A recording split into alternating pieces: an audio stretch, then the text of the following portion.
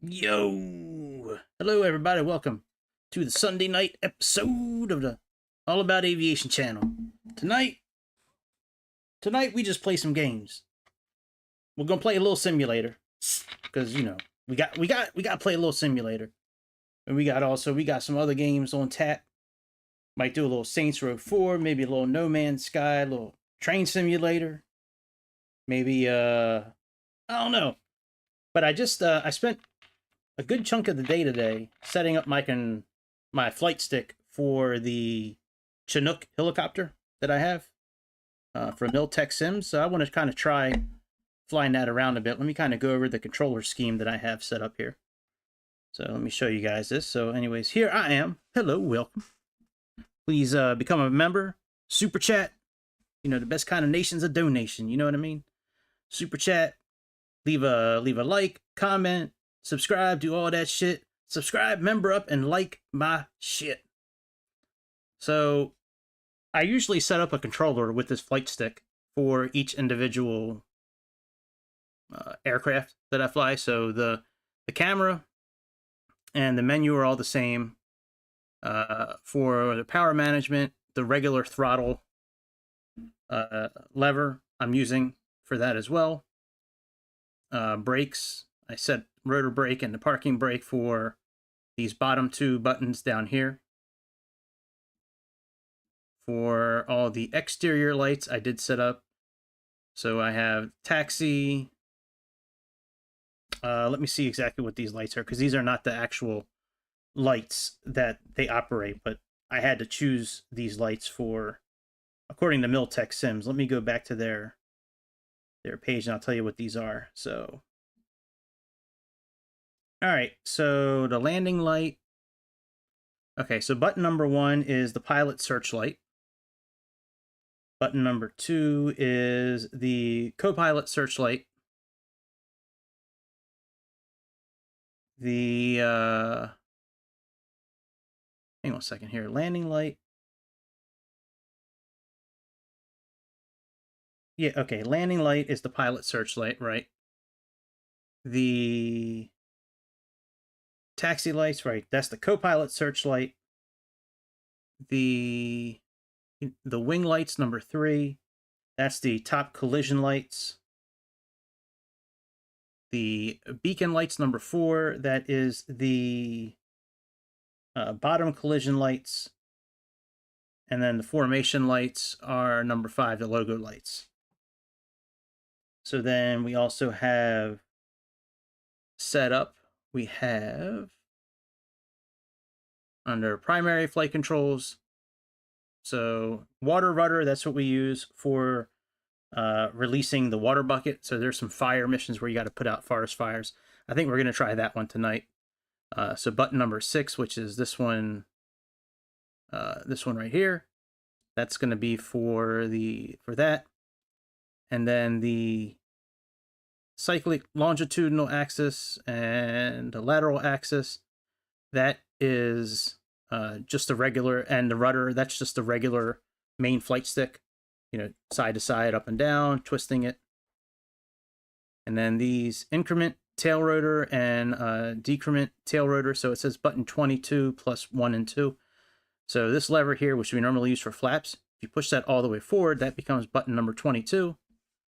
And then I can use buttons 1 and 2 again, even though they're already programmed for lights. This combination allows me to use them over again. For the trim, button number 15 is the scroller wheel right here, which we normally use for trim. If you push that in, that's button 15. Increase the rotor longitudinal trim, that's number 24. That's the thumb wheel, you know, scrolling it away. Button 25 is that same wheel scrolling it, you know, backwards.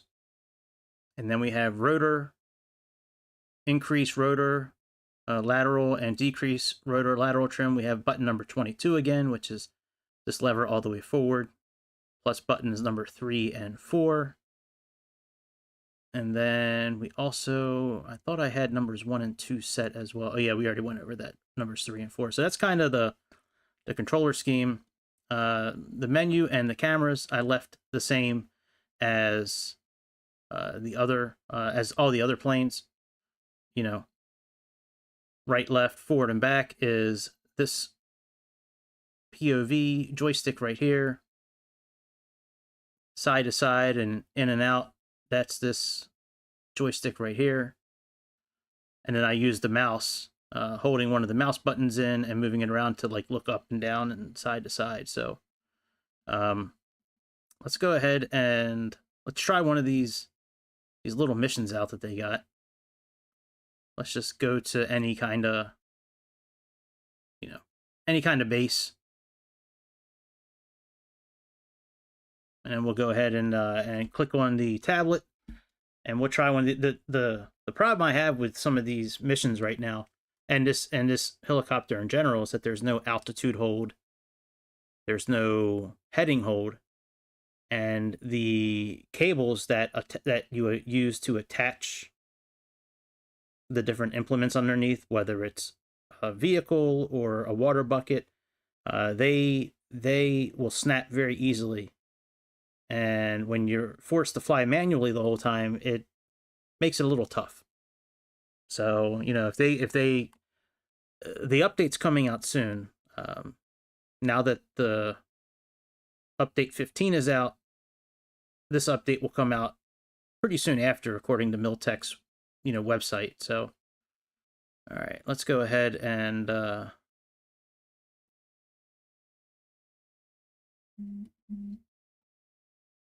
I think I'm getting a text message. Hang on a second. I know there's no sound yet. Give me a second. Let me fix that. Let me fix that. All right, there we go. Let me see what this text message is about. Oh, nope, it's not a spam message.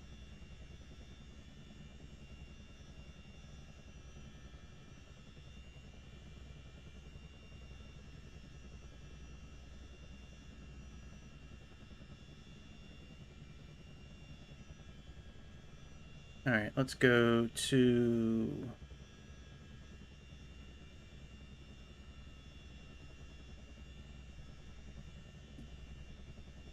Let's go to mission. Let me send this text message out real quick.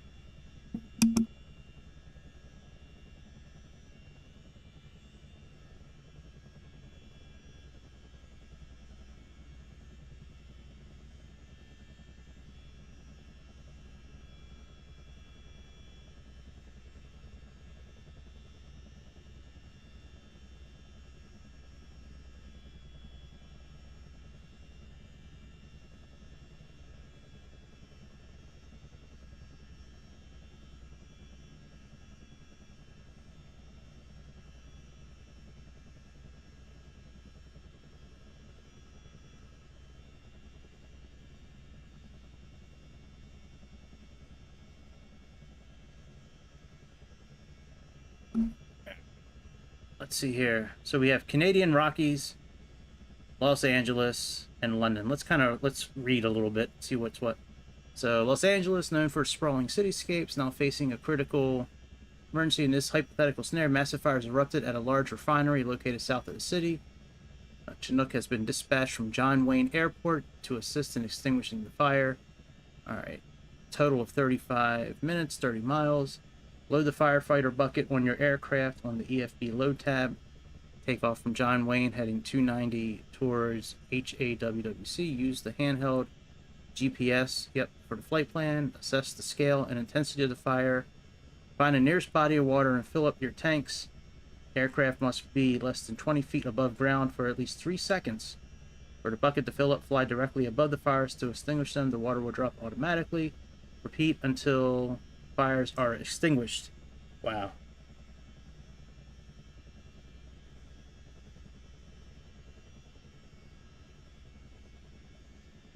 All right, let's see what the other one is. All right, London fires. So from here we take off from Royal Air Force Base, Odenham, head towards London City Airport. Oh, that's cool.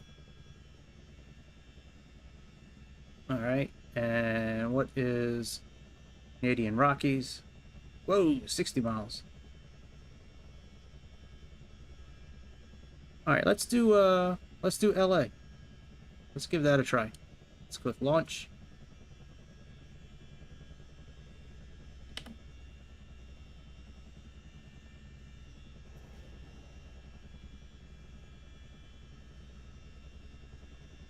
Crash and stress must be off. Alright.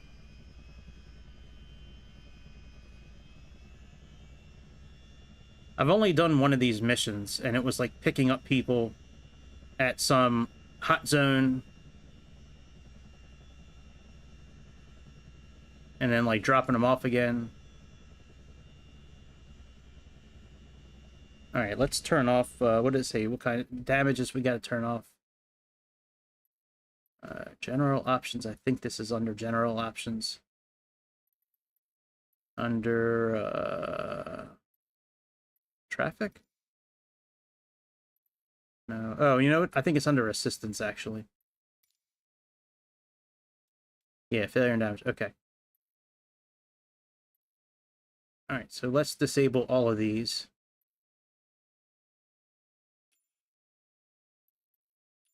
And then let's reload this mission.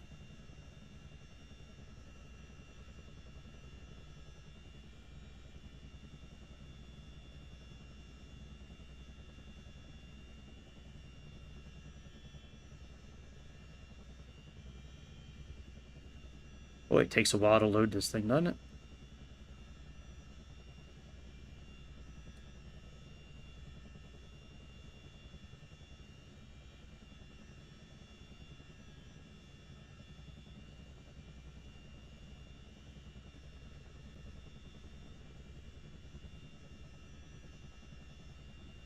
Still loading.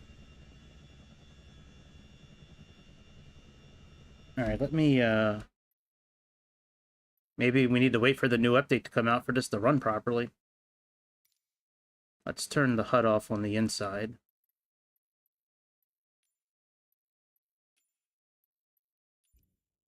And let's restart. Yeah, maybe we have to wait until, might have to wait for the new update to come out for them to fix this. When I tried this last, I was on the beta version. And beta version, it worked pretty seamless. But I haven't tried one of these missions since the latest update came out.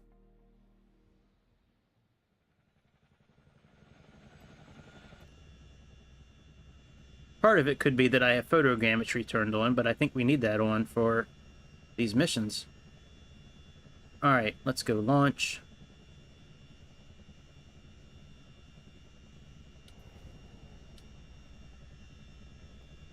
One of the hard things about these missions is hovering over top of the water or hovering over top of the bucket to load the bucket. Alright, good. So that's good. Let's go ahead and make sure.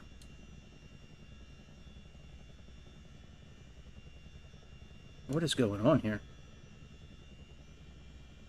Alright, hopefully we're good, man. It's a lot of bouncing around. Makes me nervous. Alright, cabin temperature, sure. Wipers, no. Alright, instruments.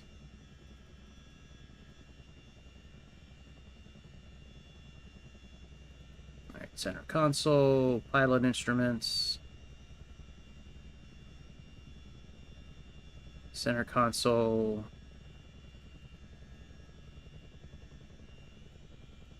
Those on dim. Alright, we can... Oh, we don't need the searchlights on. Alright, top and bottom lights are on, and navigation lights are on. They're on normal. We can put our formation lights on. Alright. And we have these two icons here showing up. That's from this.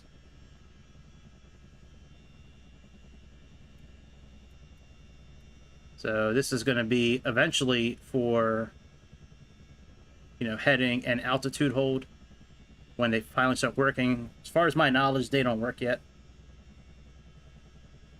All right, and we need to get our airplane, our helicopter set up. So let's go to, I think it's under configure here.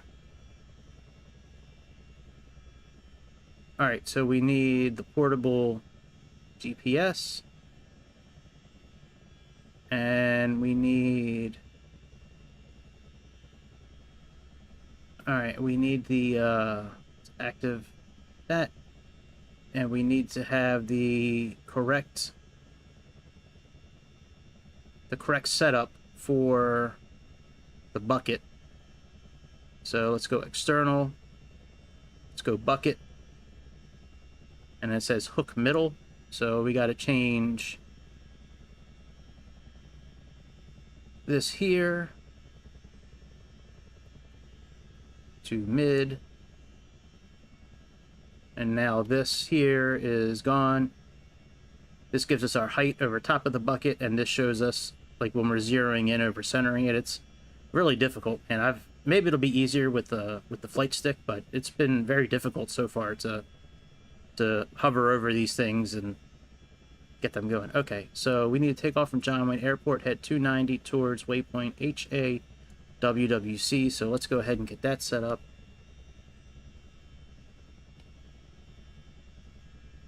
All right,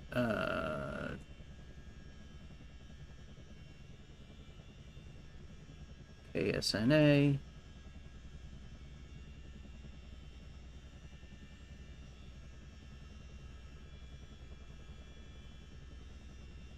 All right, KSNA. Enter, and we need to take that to HAWWC. So let's see here, HAWWC.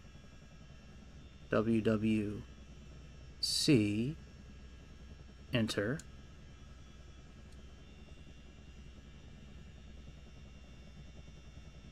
Use the access to scale.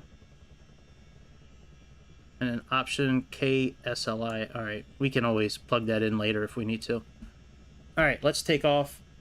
Hey, what's up, Frank? How you been, my brother? What's good, dude? What's up? How you been, man? All right, let's see if we can capture this bucket. I have high doubts that this is going to go well, but yeah, let's see how it goes.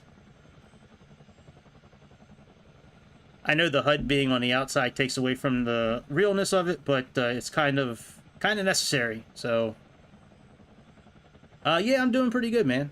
Just got back from dinner.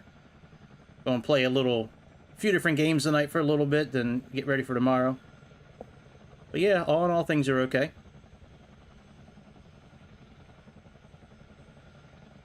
All right, we're giving it some throttle. Trying to get up off the ground just a little bit so we can catch this bucket.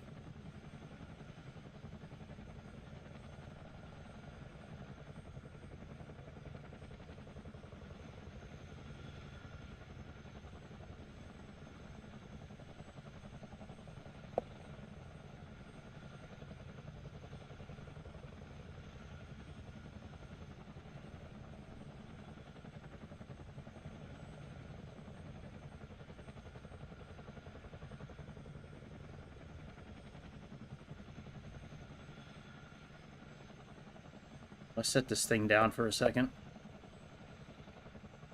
Put the brakes on. All right, let's try again. I had a Greek grilled chicken sandwich with some chicken gumbo and some vegetables. We went to this diner near my mom's house. Yeah, it was good, man. But yeah, I've had this helicopter for a while. I just haven't flown it because I'm waiting for the update on this thing to come out to make it easier to fly.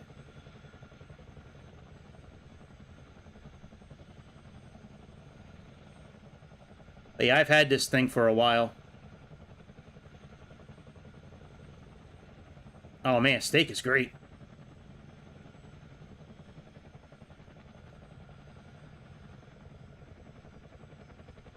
Come on, bitch. Let's go.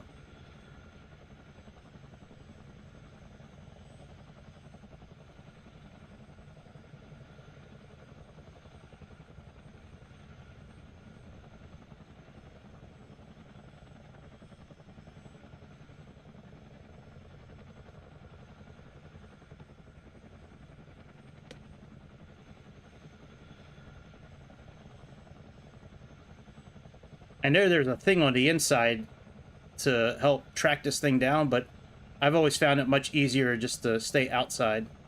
Alright, let's land again. It is so hard. Like, there's no hover mode in this thing. It makes it, like, near impossible to hover.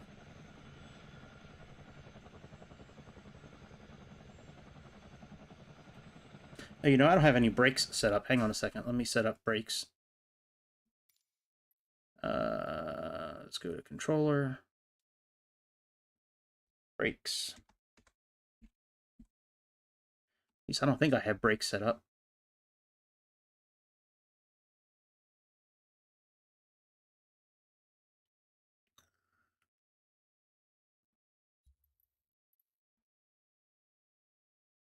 There we go. All right, number 18 now is brakes. That's why we're not stopping when we're on the ground.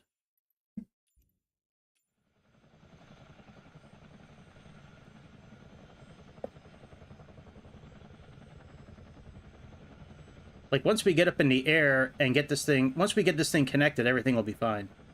It's just getting this little bastard connected.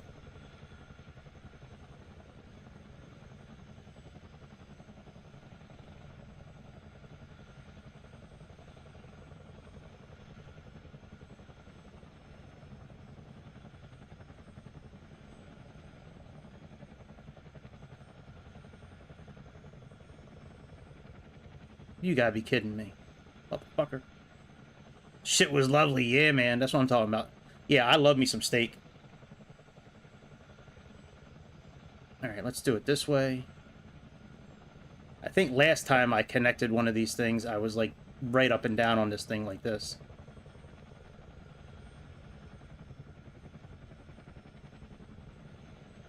Oh, yeah, the salad shit? Oh, yeah.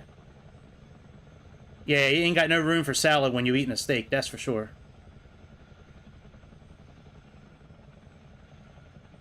Tell them vegetarians to pound sand. You getting ready to sink your teeth into some meat.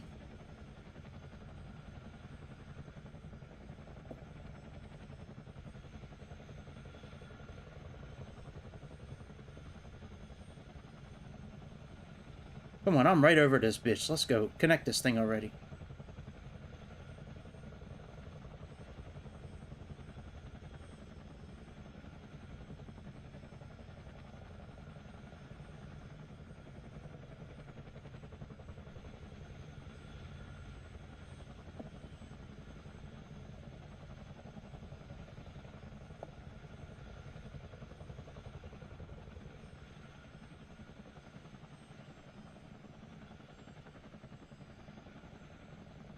Oh, yeah.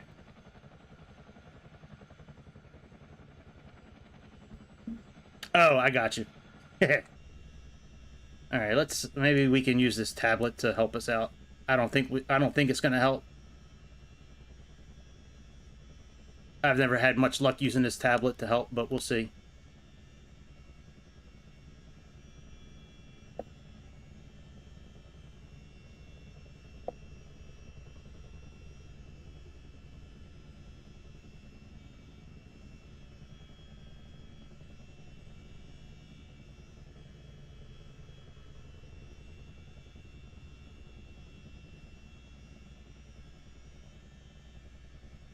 I'm gonna run out of fuel before I even get this thing connected.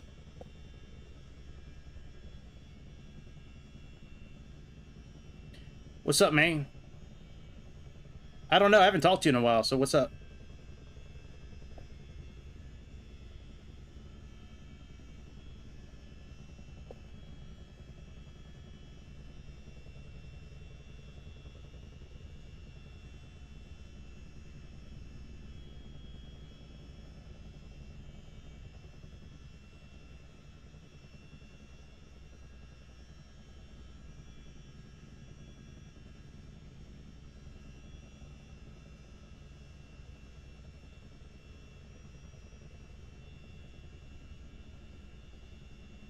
Wow. That's crazy. Hopefully everybody's alright. Happy birthday to your dad. But yeah, that shit's crazy, man. That sounds like a big-ass fire.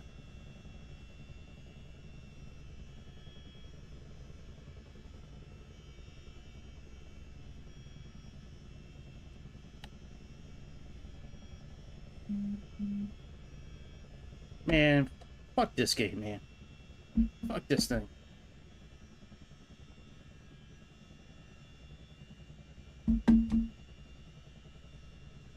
Do I have the wheels on? Let me see here. Wheels. Let's turn the wheels on at least.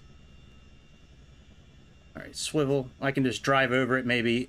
Maybe I'll just drive over it.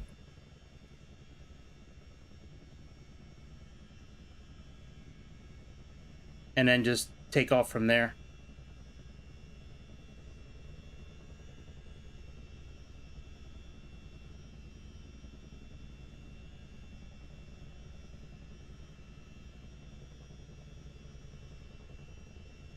Wow. That's wild, man. Hopefully everybody's okay, man. That's a hell of a thing, man, for all that stuff to go up on fire, man.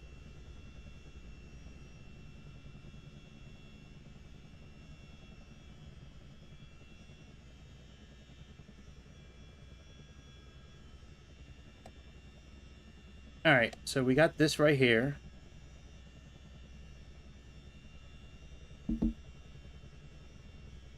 Yeah, that smoke will stay lingering for a while, man. You might still smell smoke like a day or so afterwards.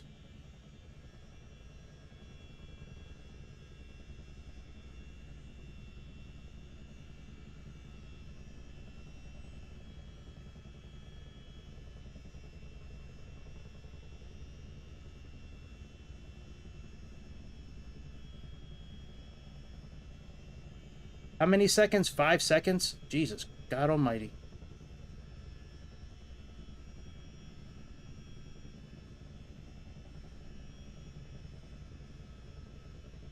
It is impossible to hover this thing, man. What do you say? Wow, that's crazy. Like I said, man, glad you're okay.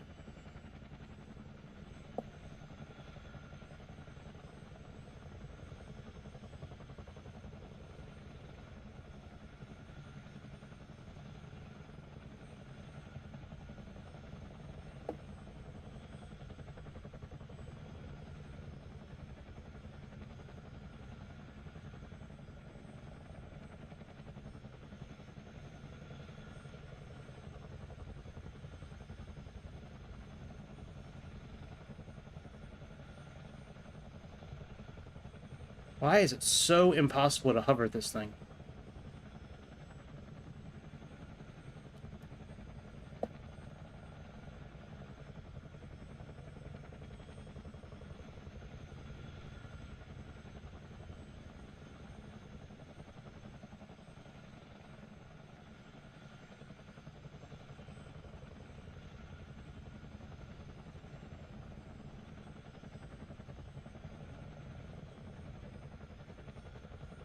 It actually might be easier to play with the joystick.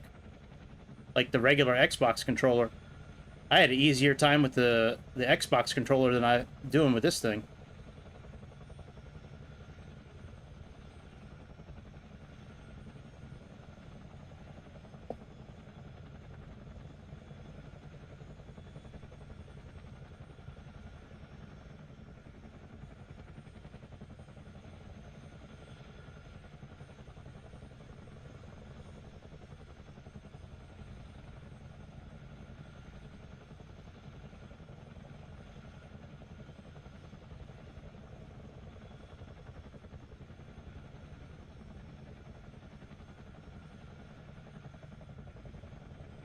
Oh, I think I got it.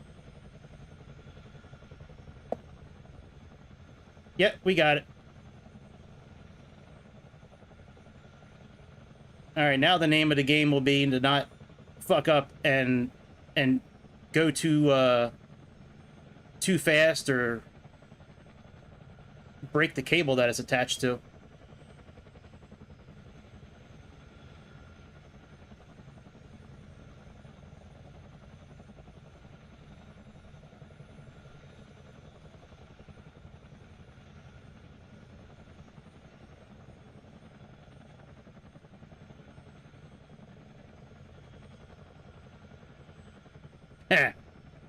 Yeah, I don't know about that one.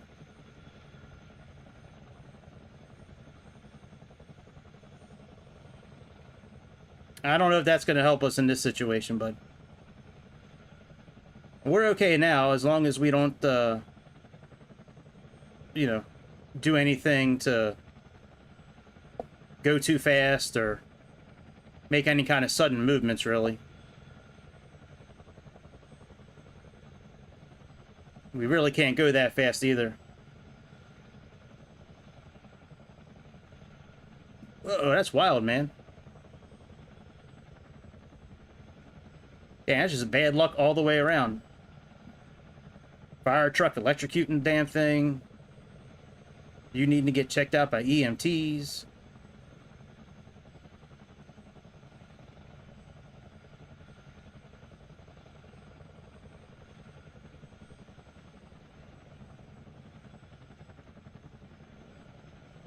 Now, if we had altitude hold and heading hold, like what's coming in one of these updates coming out here. Oh, look, IKEA, no shit. They actually got, like, real buildings. That's fucking wild that there's an IKEA right there. Oh, shit. I never knew they had, like, real buildings in this thing. Yeah, really. It is like Final Destination.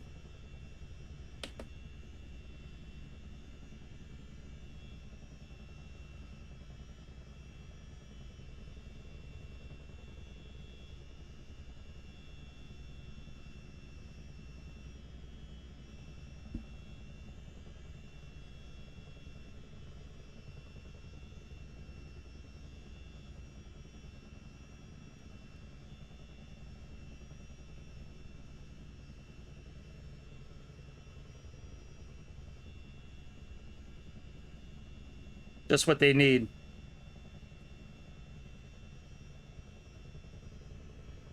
Another Final Destination movie.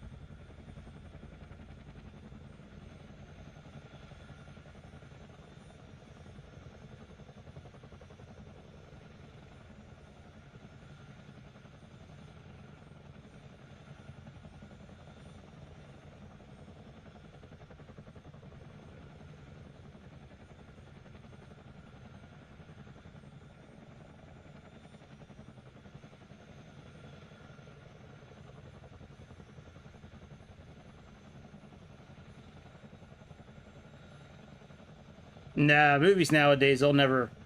Well, I shouldn't say never, but it's very unlikely movies nowadays will be gory like they were, you know, even 10 years ago.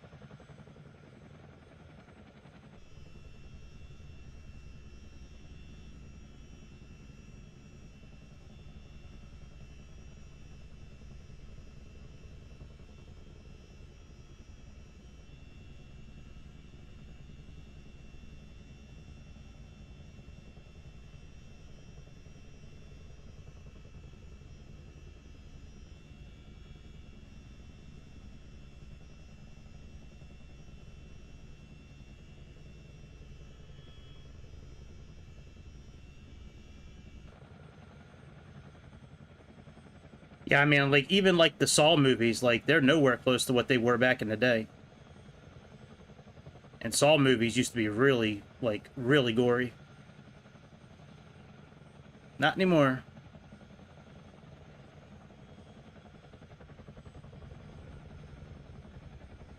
We need to slow down a little bit, man. I'm worried this thing's gonna come off.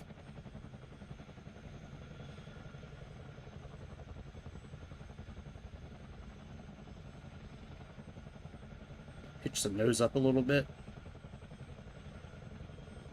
I think with these missions, you're supposed to stay, like, no more than, like, 100, 120 knots.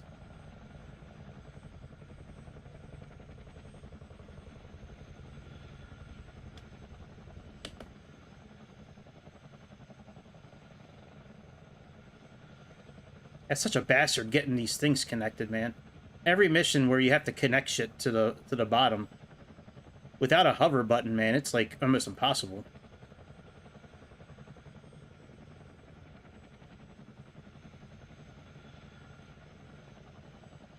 Damn, Super MK4, that's awesome.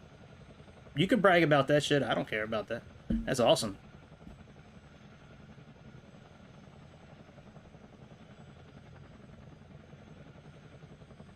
Damn, look at that. A320 just going straight. Jesus Christ. That can't be right. How's he at 150,000 feet in that plane? That's crazy. Oh, yeah, that's not right. I just saw him at negative 70,000 feet. That's wild. Boy, look at all the smoke. Seal Beach, that's where we're supposed to land if we decide to land after we put out the fire. That's that SLI. The SLI airport they were talking about. Probably modded, yeah. Yeah, here he is again. Right here. He was just at like negative 70,000 feet a second ago, and then he got up to 150,000 feet a little bit ago, too. Am I supposed to fill up first, or...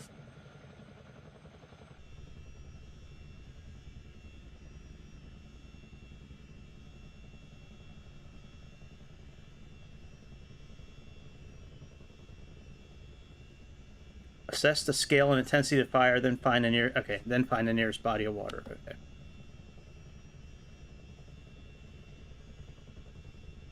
I don't know if the ATC be available in the mission. Well, I don't need to use the ATC for anything. I just got to go to the fire, assess it, fill up the bucket with water, and I don't know how many drops I'm going to need. I'm not really sure what the ATC would say in this. Let me see. If it's even available. Yeah, I don't need to use this. Not right now, at least. Maybe on the way back.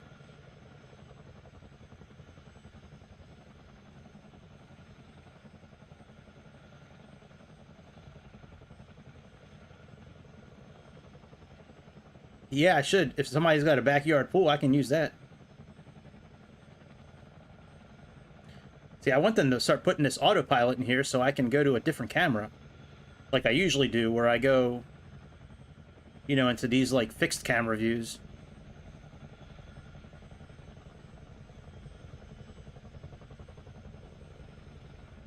I really want them to come out with the, that other ATC system that's out right now. The one that's, I forget who makes it. But it's like a really interactive ATC that they now have on PC. I think it's called Beyond ATC, I think.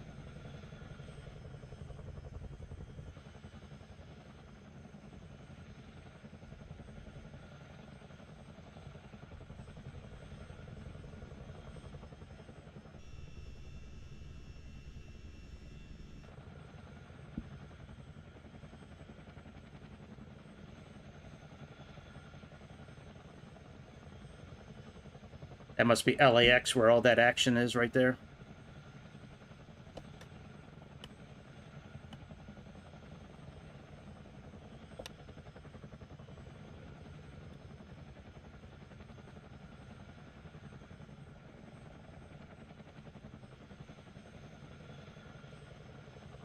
Well, this is the farthest I've ever carried something underneath one of these helicopters. The first mission I did with this thing, the first time I tried it, was so much fun. It was like you were somewhere like in Saudi Arabia or Iraq or something like that, and you had to fly to an embassy and get one of the diplomats out and fly them back to the base, and like there was like supposedly like bad guys firing at you, but that doesn't happen in this simulator. They don't allow weapons for some reason, which is really stupid. Stupid and gay. So gay they don't allow any kind of weaponry in this game. This game would be so much more fun if you could fire missiles and shoot guns and shit, drop bombs.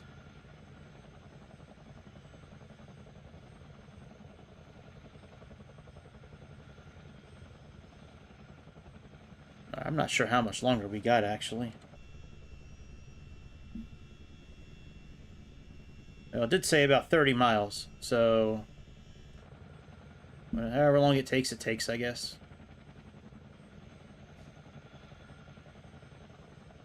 I'd go faster if I knew the bucket could handle it, but last time I carried something under this helicopter and I got to like 140, 120, 140 knots, the shit snapped off. And I really don't have the patience to restart and try that hovering bullshit again. I gotta figure a quicker way to do that. I think if I drive right over top of it and then just take off, I think that'll work. And then certainly when the altitude button I can use, whenever I can use that button, that'll certainly help a lot. But yeah, there's no hover feature with this helicopter. At least it's not implemented yet. There might be one in real life, but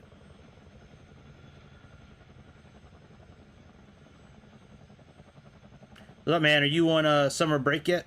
Like, are you done for the school year? My kid's just finished up.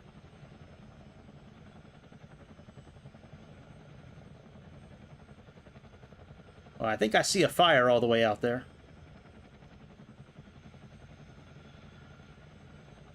Damn! That dude is hauling ass, man.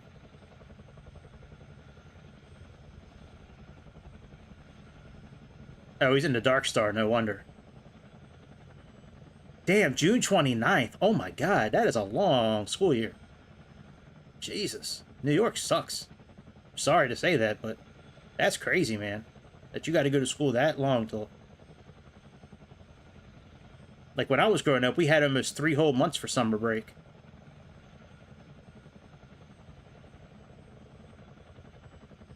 Yeah. Gotcha. Gotcha. That's a long school year, though, man.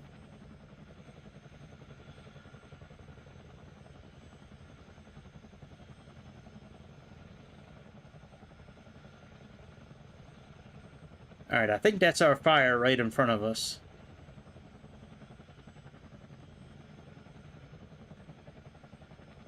And I think to fill up the bucket, I think I need to get down to about 20 feet.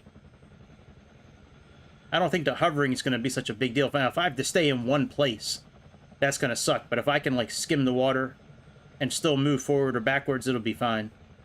But the hovering part's going to suck if I have to do that.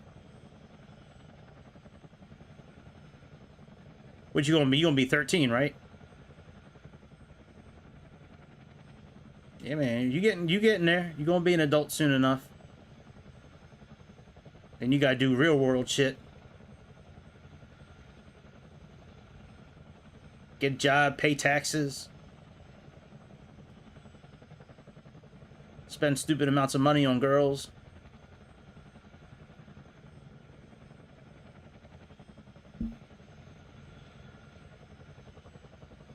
Gotcha. June 23rd, alright.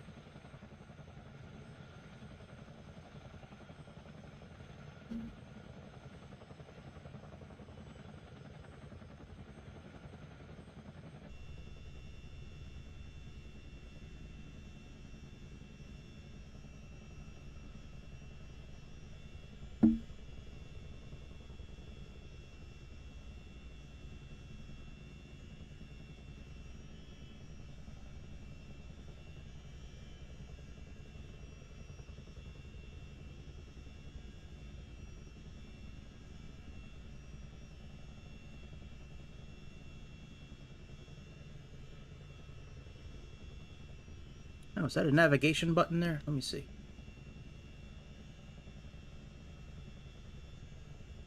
Oh yeah, that is GPS. Okay. Very good.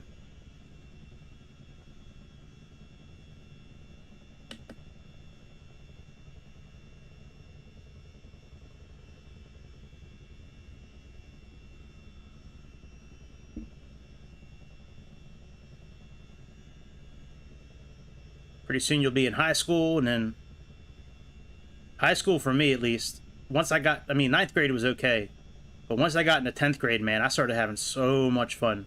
Like 10th, 11th, and 12th grade, those were some fun years.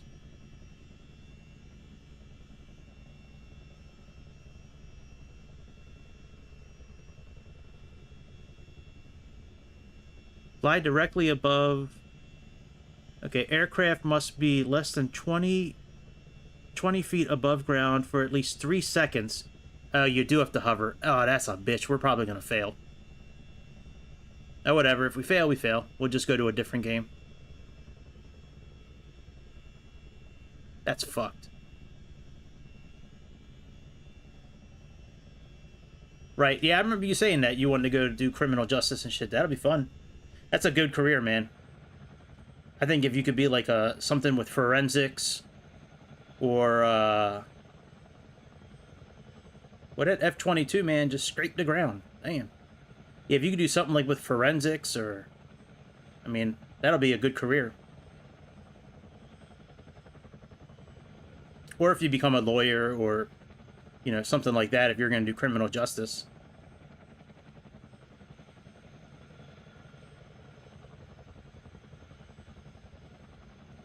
Doesn't seem like this cyclic aileron thing does anything. I got these buttons set for cyclic roll or whatever. Oh, never mind. It does work. Shit. Are you just going to be a normal cop? Well, yeah, I mean, the cops there... I mean, it's hard to be a cop in New York City with the way that they're treated.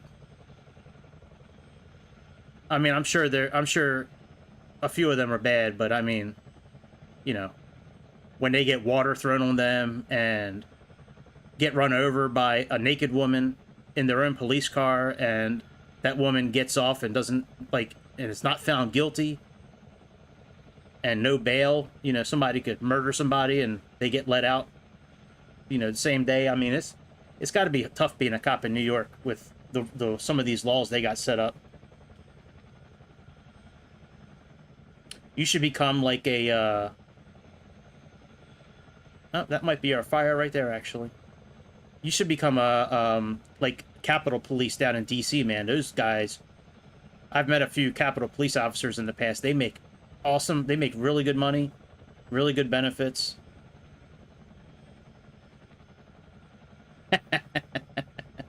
Right.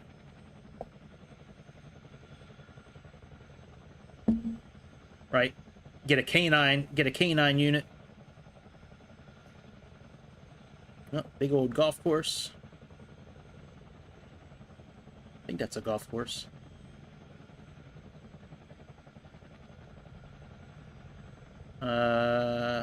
Yep. Looks like a golf course to me. Alright, here's our fire. Afro Samurai. I used to watch a guy on YouTube called Afro Samurai. I don't know if that's the same guy or not. Hey, what up, cowboy? I'm trying this Chinook again. I'm still waiting for the update to come out for this thing to make it easier to fly, but we're trying it right now. We're gonna try to put out this fire. They got a whole bunch of missions you can do with this Chinook. Oh, I'm not going. Frank's talking about going. Yeah, I wouldn't become a New York police officer, that's for sure. If I was going to become an officer at all, I'd be Capitol Police, probably. Or become a sheriff of some, like, little town.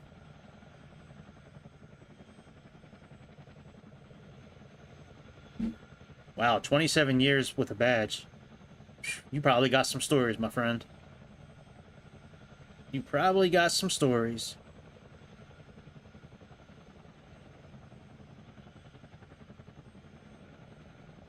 Alright, so here's our fire. Now we got to try to hover over the water for about 3 seconds.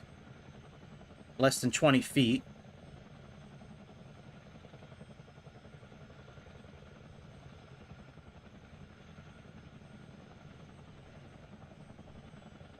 Man, if it was me, I'd be a sheriff all day long.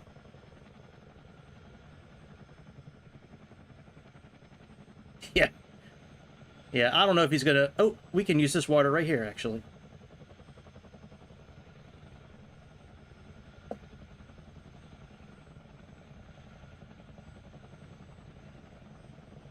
Let's see if we can hover over this bitch for the right amount of time.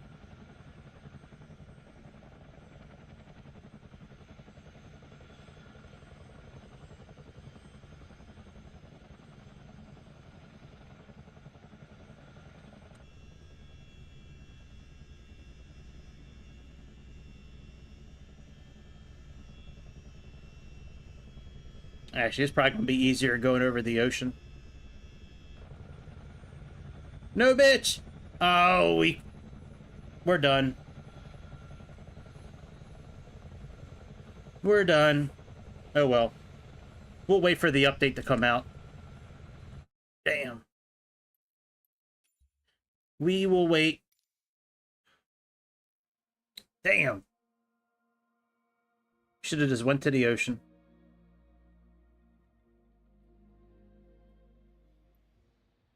Alright, let's see here. Let's do some more shit. I don't know.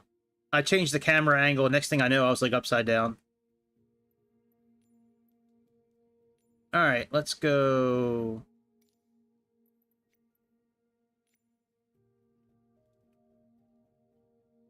Let's try landing on an aircraft carrier. This new aircraft carrier system that I got is awesome. Oh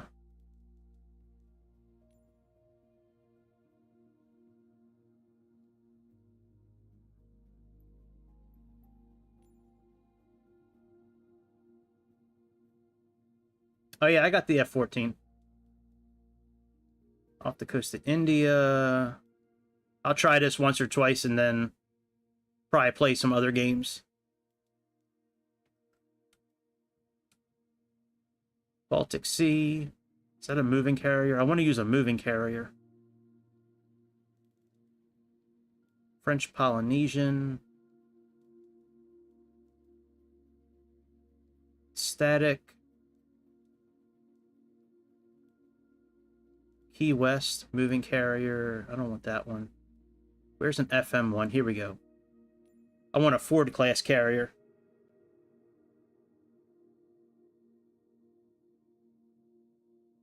Hey, that's cool. The 414. Cool. That's awesome.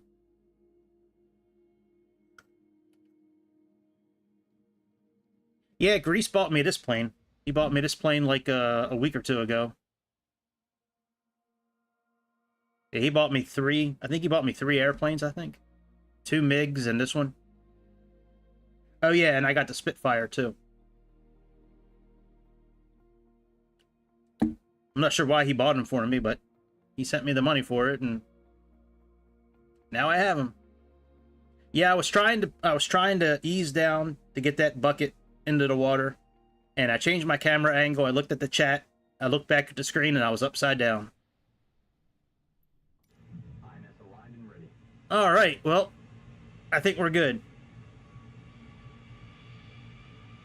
I think we're right where we need to be. Wait, come back, guys. Come back. Yeah, I think he does. Damn.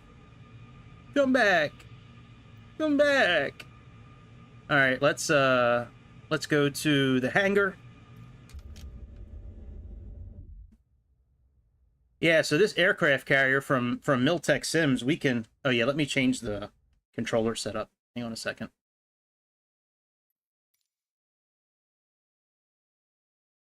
All right, Chinook. Nope, wrong way, I think. Vulcan, F-14. Yeah, this thing, you can move the airplane down here and put it on the elevator. It's pretty wild. Plus, we can do a cold and dark start down here. So, let's, yeah, like, look, I don't know what side of the ship we're on, though. Let's see. Oh, yeah, this is the right one. All right, quick taxi.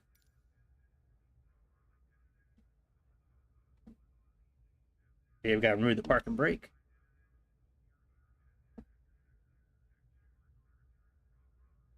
Wait for this thing to come down.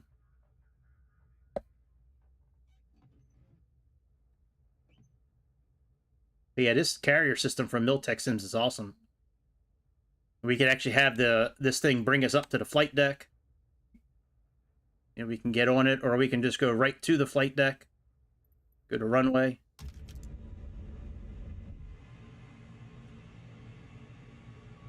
Yeah, I just got the carrier pack. That thing is pretty sweet.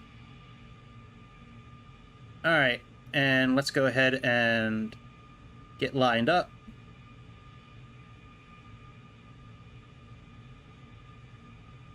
Hey, that's cool, man. Yeah, having pedals should be good.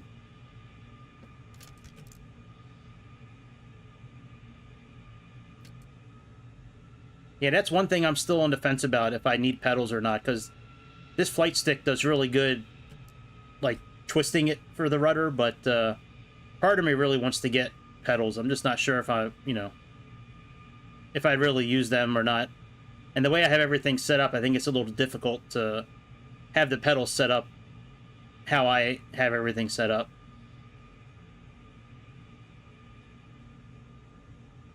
Yeah, this Miltech carrier system is awesome. They got like 20 different ships. Some static, some moving like this one.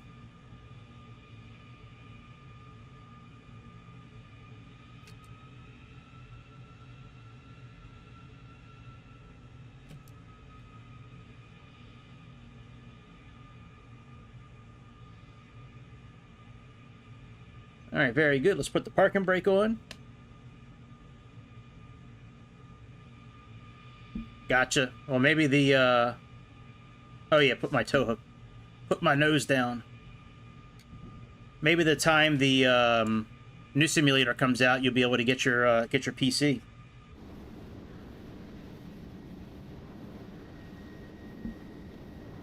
All right, they're lining this up. The blast shield is going up.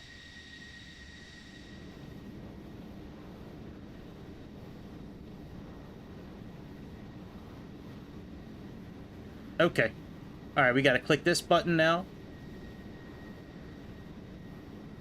They're getting ready to give us the green light. Well, I don't have any control over when we launch, dude. They're just going to send us out here in a second.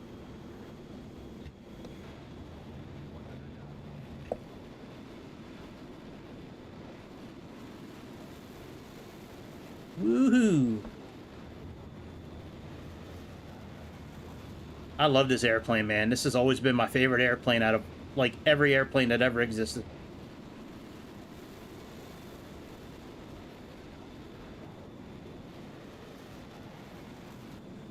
Alright, and with this system here, we're going to click on Align to Wind, and that'll align the carrier to the wind.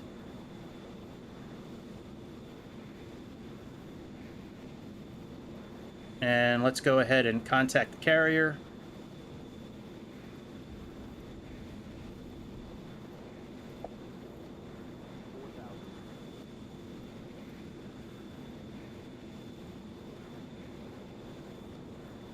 Full stop landing.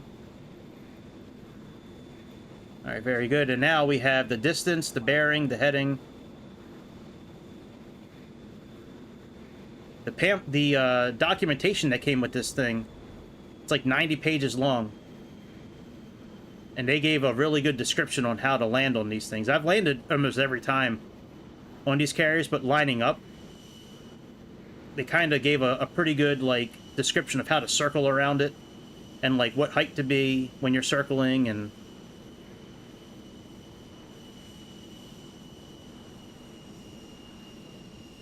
yeah, Jester in this airplane makes things pretty interesting too. He's a really good like AI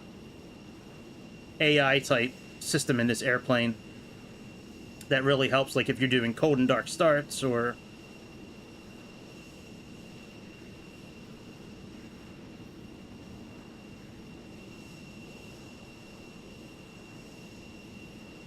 all right, let's go back in here. Let's go ahead and I think we'll try landing one time maybe, and then I'll switch to, I don't know, another game maybe. Sunday nights I don't usually do these kind of games, but all right, so it looks like we're running almost parallel with it, and it's going same direction we are. Yeah, usually Sunday nights I just play like random video games that I have on my system, but I wanted to try the helicopter thing because I just got this aircraft carrier pack again. 5,000. All right, let's see here.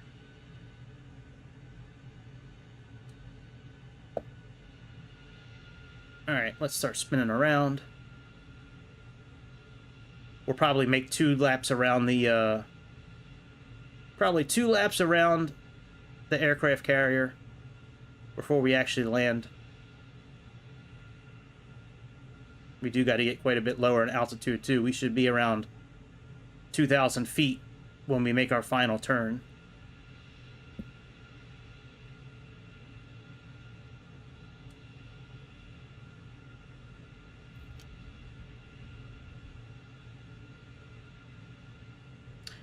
Yeah, they have this diagram in the download, and it shows like how to circle and like when to come back around and how many miles out you should be. It's Fuel 9,000. Thank you, Jester.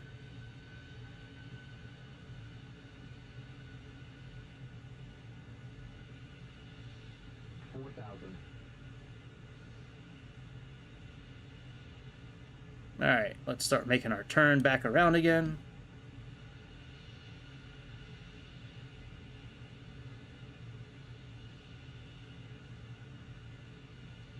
Slow down a bit. We should be around 350 knots. And we're currently way higher than that. Our altitude is pretty good. Let's get on a heading of 192, 185.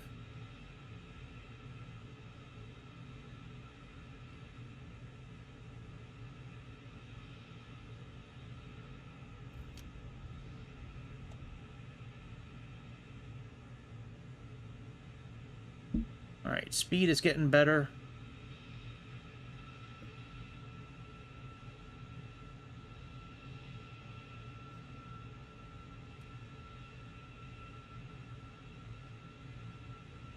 All right.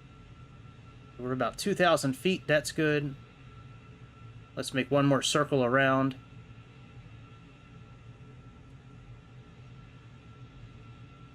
Yep, we'll make one more circle around, and then we'll go in for landing. Landing on a static carrier is easy. Landing on these that are moving, that's way more difficult.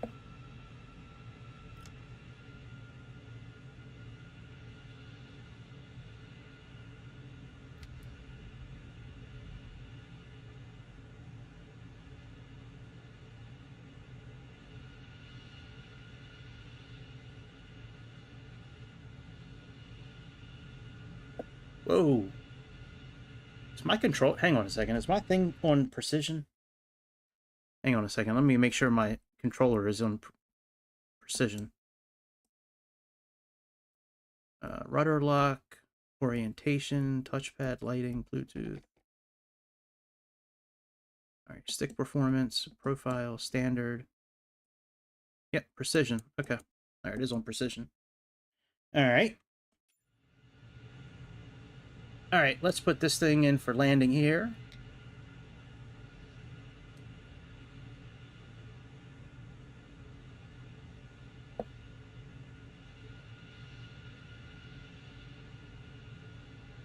Let's activate the autopilot. Just for a moment.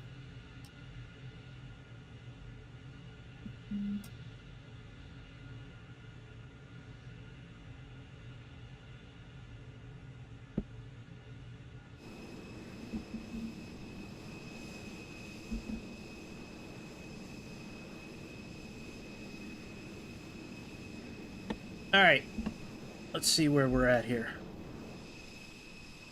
Alright, very good. We're at a good lineup.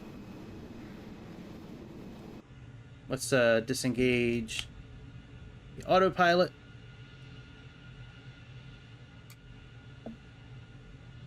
And let's come around for a landing. We need to get down to about 1,000 feet.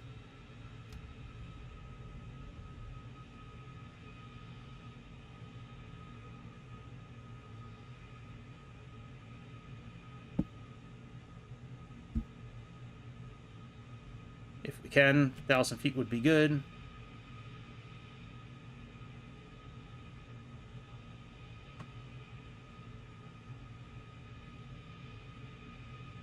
Alright, let's continue our turn.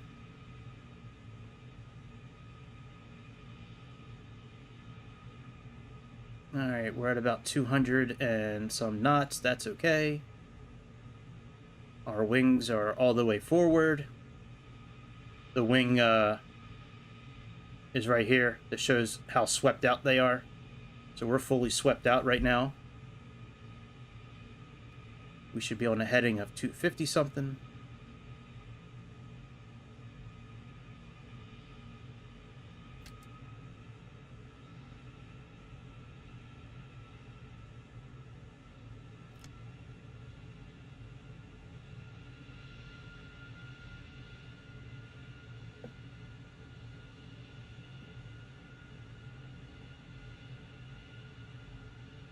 Alright, that's good.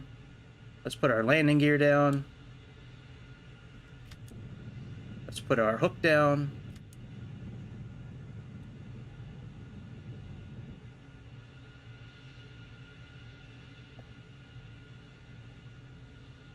Let's go out about 3 miles.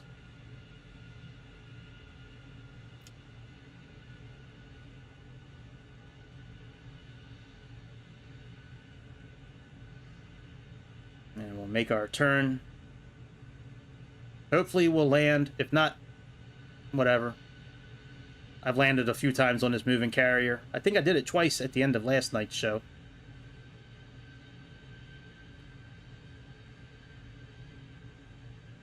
Fuel 8,500.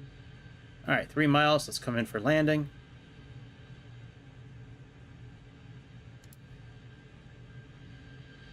Watch the sink rate. I know, dude. I got you.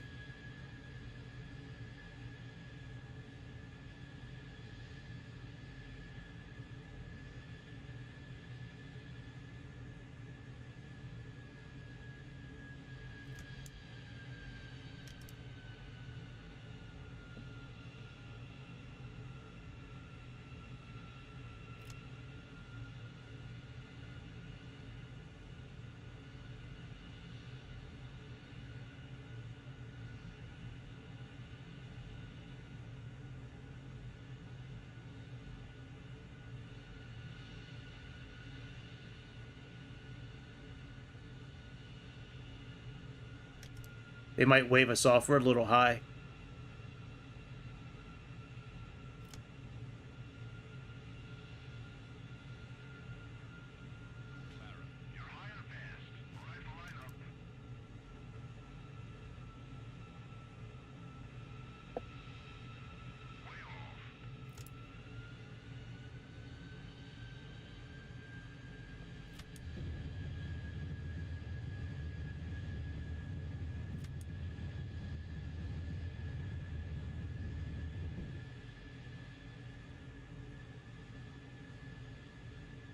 Alright.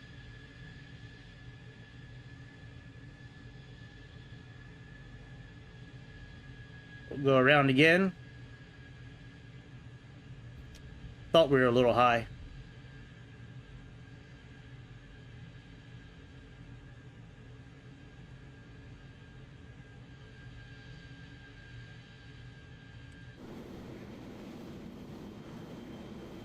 Oh, you know what? Actually, we need to turn on auto trim. They recommend that. That might be part of the issue. Because I thought I already had it on and I wasn't trimming the aircraft. So I thought it was already on. That should help a bit.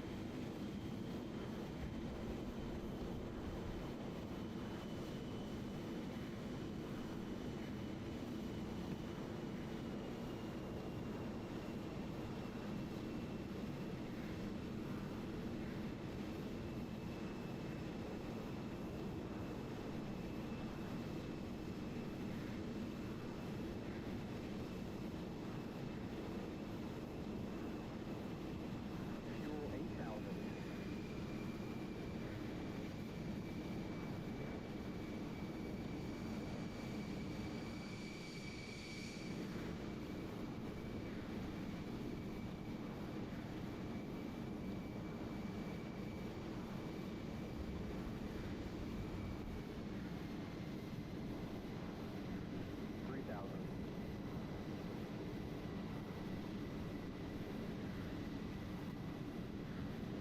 All right, landing gear. Hook.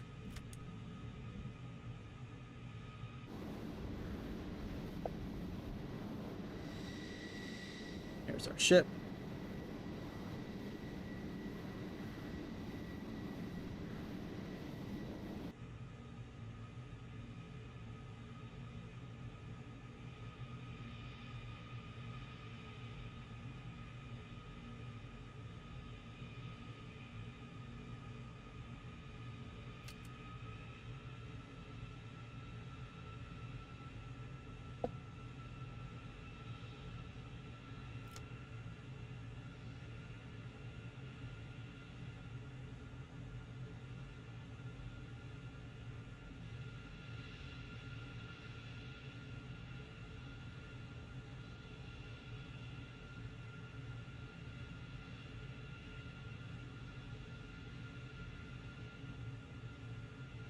We can line up right behind that aircraft. I mean, that battleship. That usually puts you right in line with the aircraft carrier.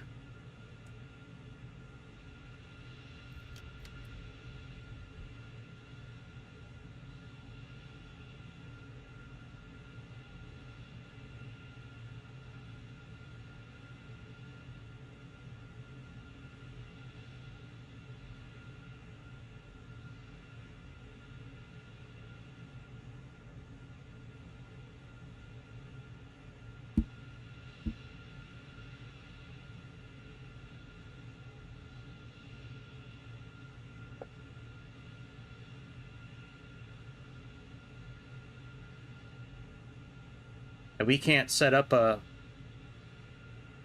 Navic, like we can't set up a Tacan or any kind of frequency to grab on this since the ship is moving. The static ships, we can set up an ILS and a Tacan and all that and kind of help have that help us line up. But you can't do that with these movable ones.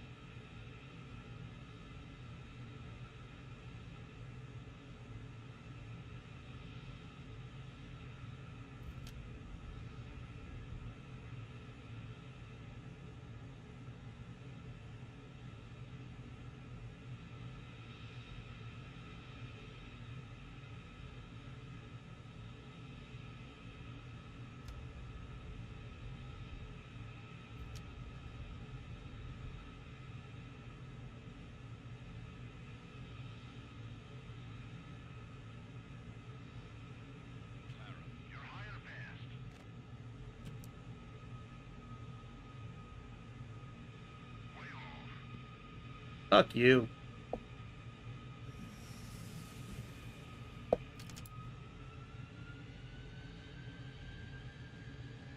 Alright, let's try one last time.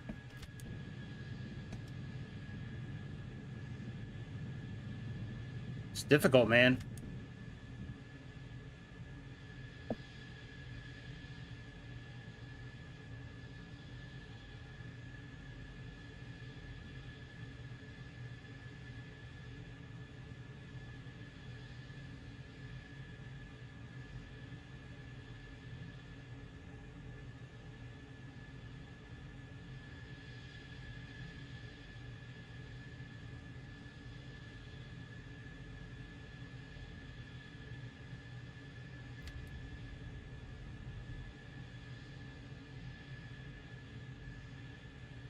Fuel 7,500.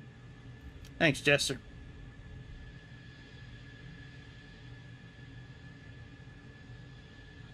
Alright, let's go out about 5 miles again.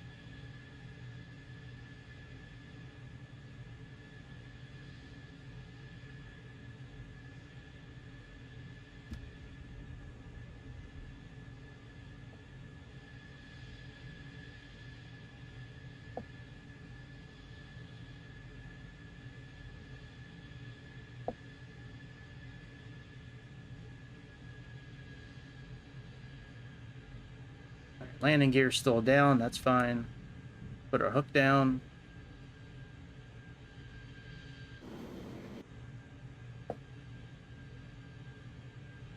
Alright, let's turn.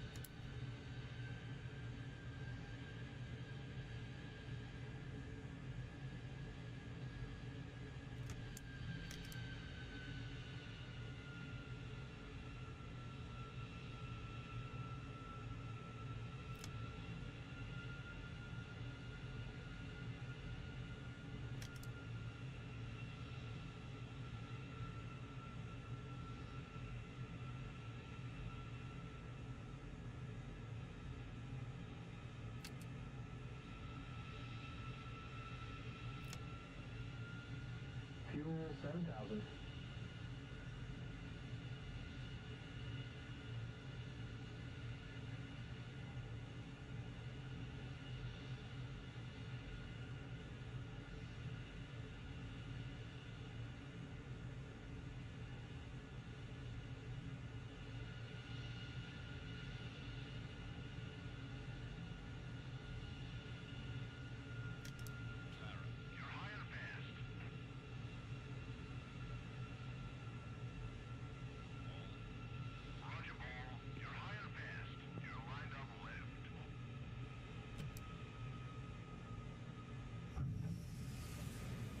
There we go.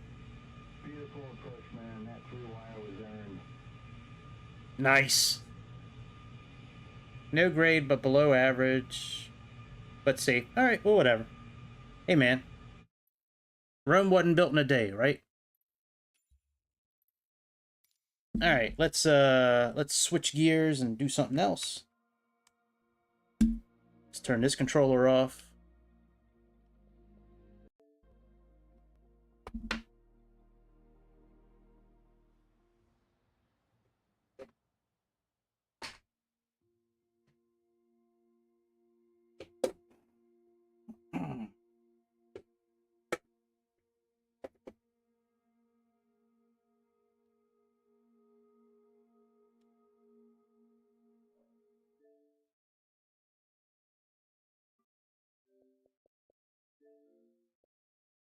train simulator.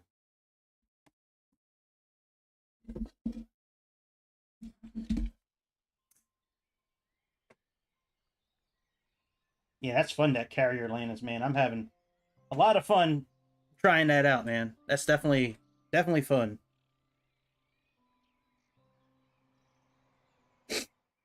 That's for sure.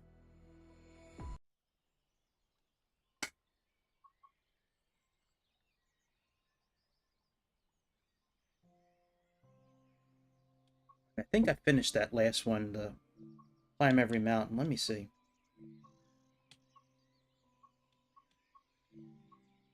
Yep, I did. All right, platinum. Drive this empty unit. Yeah, let's do something else. Maybe we'll do this one in California.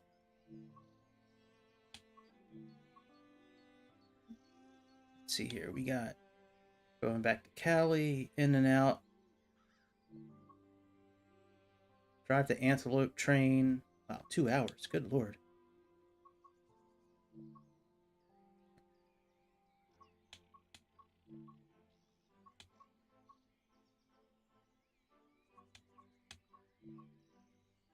No thanks. That is long. Jesus. What about the sand patch? Let's see what we got going on here. The last one was...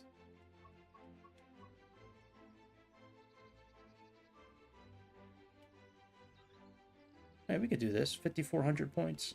Let's try this one. Only 18 minutes. Yeah, some of these are like an hour, 2 hours long. Alright, let me make sure the track's connected the right way.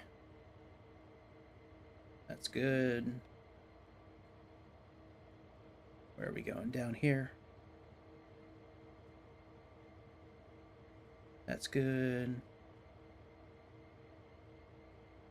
That's good. Nope. That one needs to be switched. Glad we checked. We would have been going the wrong way. Alright, that's all good.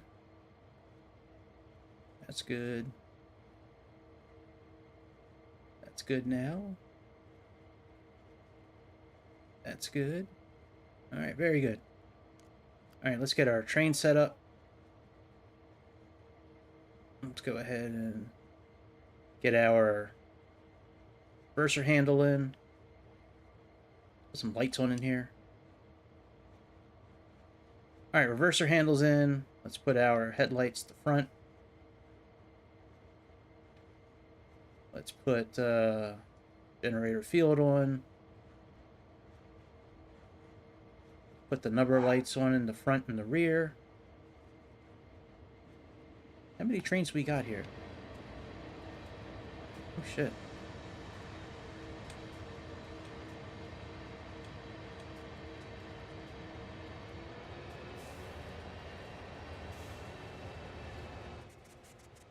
Alright, we got to get our brakes turned on. Freight and lead or dead. Let's get our reverser to forward. Put our ditch lights on. Gauge lights on. And turn the banking comm on. That way all the trains will be connected. Well, it's only 2 of us, but their braking system now will be connected to ours. Alright, we're good to go. So let's go ahead and put that on. Independent brake does the brakes on the actual locomotives. The automatic brake is the brakes for the whole train. Right, let's let that get repressurized.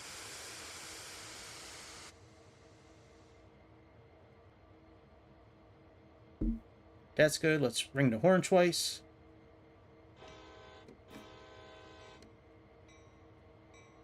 Let's release the brake. And give ourselves a little bit of juice. Turn the bell off. Open up some windows.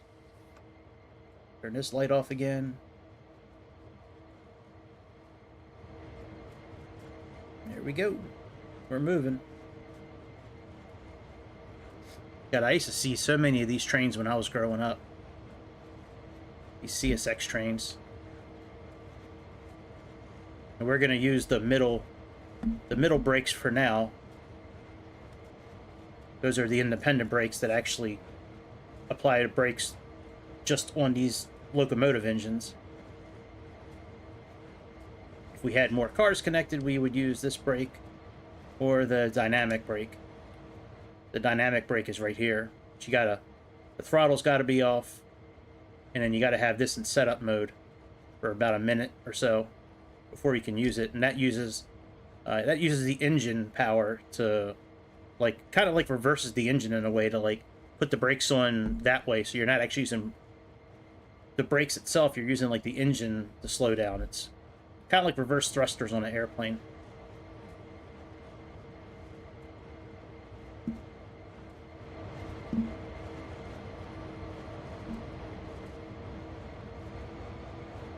But yeah, we're out here in Cumberland, Maryland. About 4 hours from where I live. Up in the mountains in western Maryland. So this thing goes all the way from western Maryland all the way into Pennsylvania. Sand patch grade.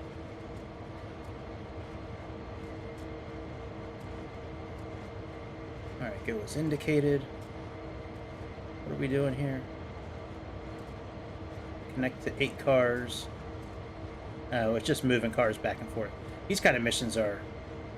I mean, they're short. They're kind of boring. Sort of. At least it's only like... It's only like 3 sets of cars we got to work with. The last one I did, it was like moving all these around. It was like we had to hook up like 10 different sets of train cars and move them around and decouple them and then go again and move other ones. It was just moving shit around the whole time.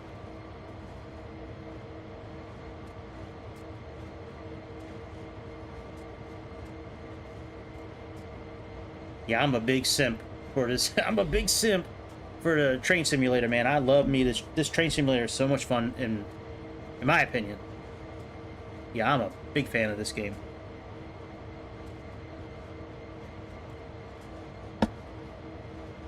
Big old simp for the train simulator.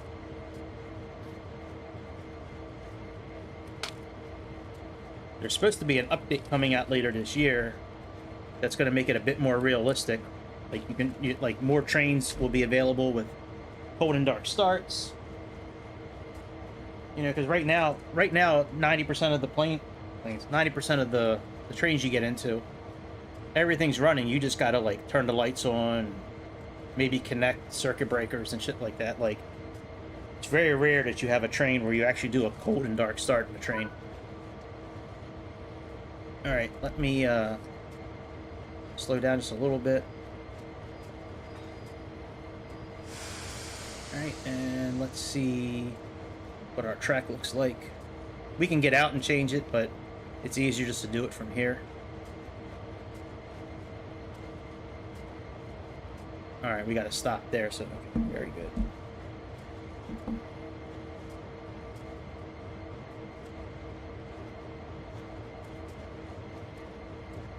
I slowed down just briefly just to make sure we didn't overspeed while I was looking at the map.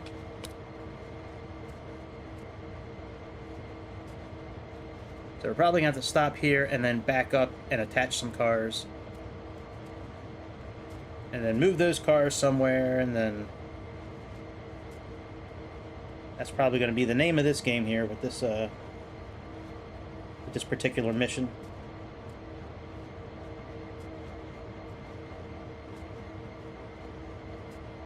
But, you know, it was like all the other ones that were available were like 2 hours long. That's crazy.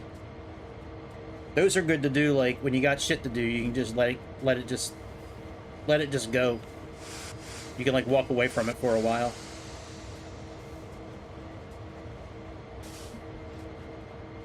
especially if you know, like, there's no speed change, or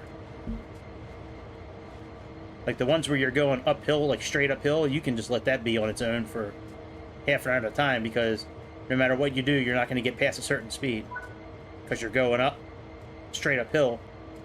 Like the last one I did, we were going straight uphill for miles, and we had like 55 cars behind us. We had almost a mile long train behind us. All right, so we're going here to hook up those cars. So let's do that. I always find it easier to go backwards. All right, so we're good. So we go here, here, here, here, and then we couple those 8 vehicles. So in the meantime, let's get this prepared. And you can get out of the train and do it, but it's just easier just to do it this way. All right, let's put the reverser in reverse. Let's release the brakes, give a little bit of juice.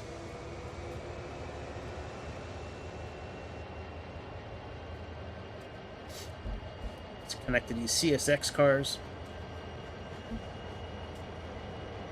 I still see CSX trains often in the Baltimore area. There's a spot, there's a bridge on the Beltway, well, over the Beltway actually, that still to this day, you know, a few times a week you see these CSX trains crossing it.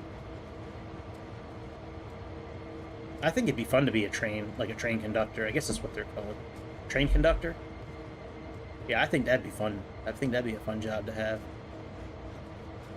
Get to see like get to see so much of America. Driving a train.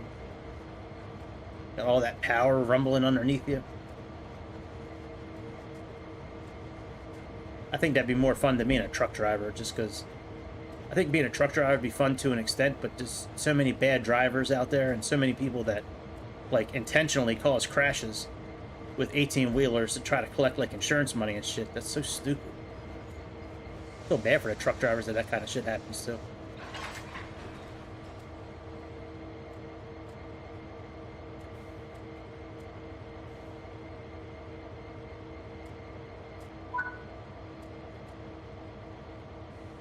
Alright, stop is indicated, so...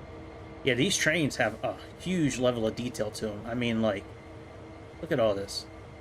Look how good these look.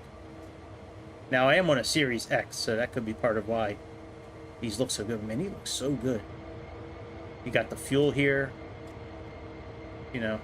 And again, another thing you do it like one time, you fill up. Like one time, that's it. Then there's also over here, you only do it one time too. There's one of these carousel things where like you put the train in the middle, there's a little station over here, and like you spin the train to get to the right track. Like you only do that one time. Like why can't we do that more often? Why can't we like get out here, start here, cold and dark start, spin around, go fill up our fuel over here or wherever it is. It's around here somewhere.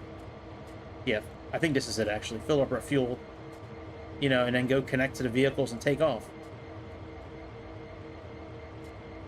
Oh, whatever. All right. Let's, so we're going to back up this time. Let's do that.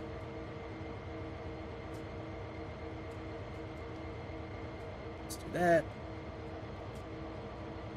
Let's do that. That's good. And that's good. All right, very good. And then when we disconnect the train, we can activate this wheel, the handbrake, so when we release it, it won't roll anywhere. But yeah, we're connected, so let's go.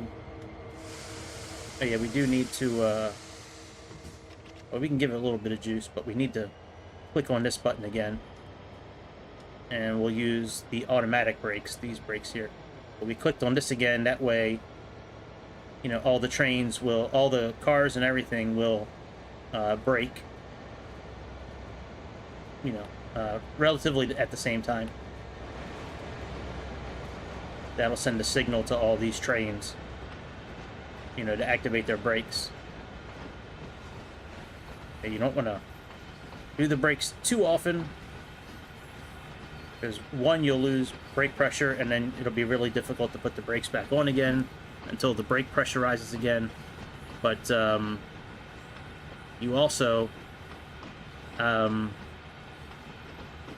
longer the train is, the longer it takes for all the brakes to release. You know, it takes, you know, a little bit of time for the signal to get all the way down the train. To activate the brakes, it takes a while too to slow down the train as well. You know, and then for it to gain speed again by, you know, releasing the brakes.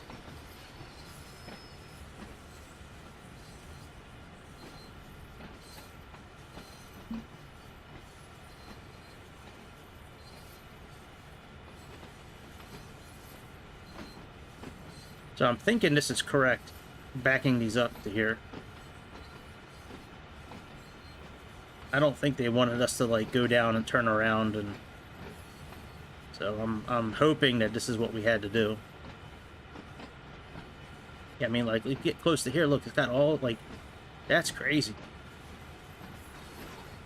Like you just see attention to detail and like how clear everything is.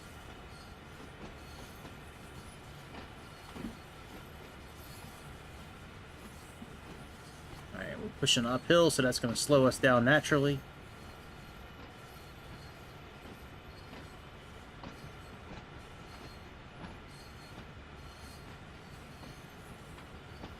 It's easier to sit back like this and watch from back here than trying to judge it from all the way from the first locomotive.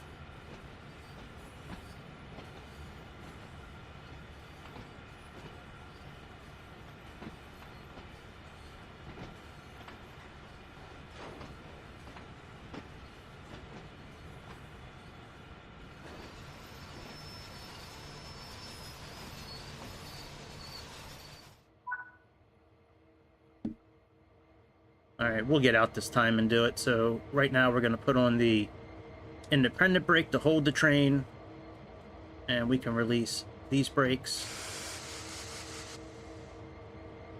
Let's go ahead. We'll go out this way this time instead of how we were doing it before. Let's climb down. Let's uncouple these three vehicles. We'll put the handbrake on first, then release it. You don't have to put the handbrake on, but I'll do it. Gives it a little bit more, I guess, realism. Climb the ladder. Grab this brake. Put you on. Fully applied. Let's climb down again. Let's release the vehicles. There we go.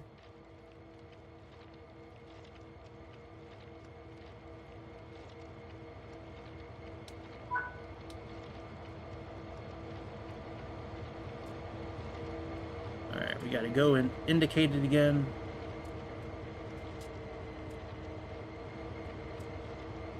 Go this way so we can close the door.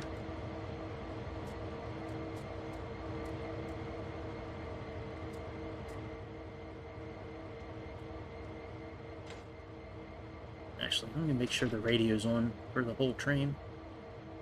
Nope. Alright.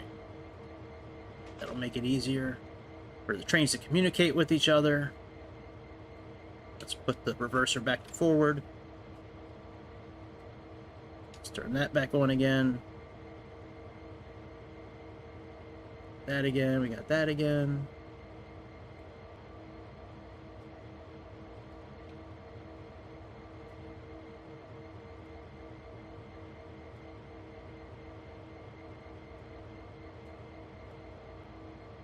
Maybe we'll stop this time and flip that lever.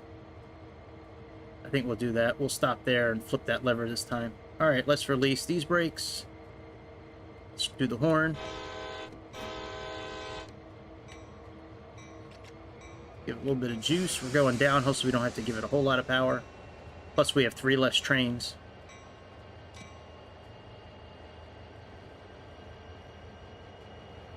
But yeah, once we get to that one, yeah. So once we get past this little cut here, we'll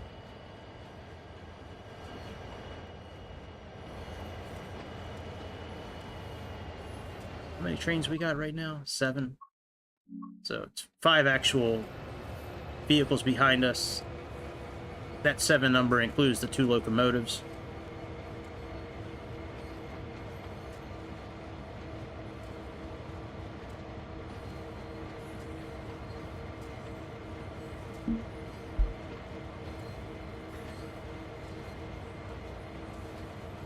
Alright, we need to get ready and stop.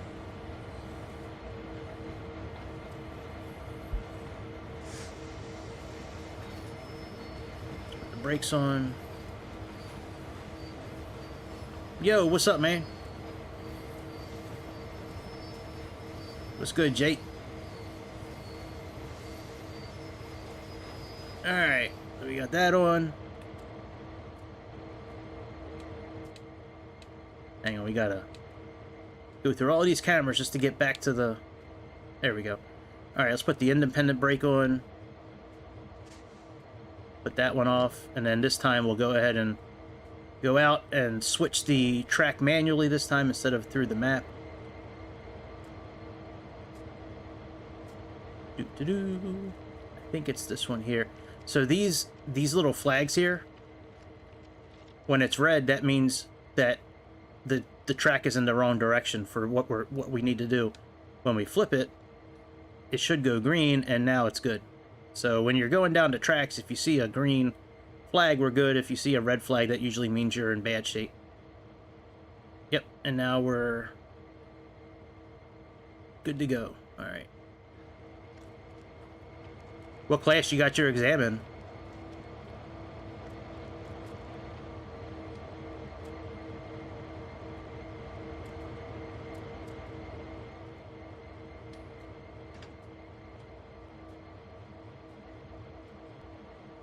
Alright, let's give it a little bit of juice. Let's release the brake. And then we'll stop there, and then what do we got to do? We got to uncouple 3 more vehicles, stop again, do 2 more. Alright, so we got this thing like 2 more times. We got this one, and then 1 more time, and then we're done. That's what I mean, like, these missions are kind of boring in a way. But they are necessary to do because it's part of how you progress through the different missions. Oh, final year shit, yeah. I hear you on that one, man. I don't miss that shit at all. Well, actually, I don't know. I didn't mind taking tests.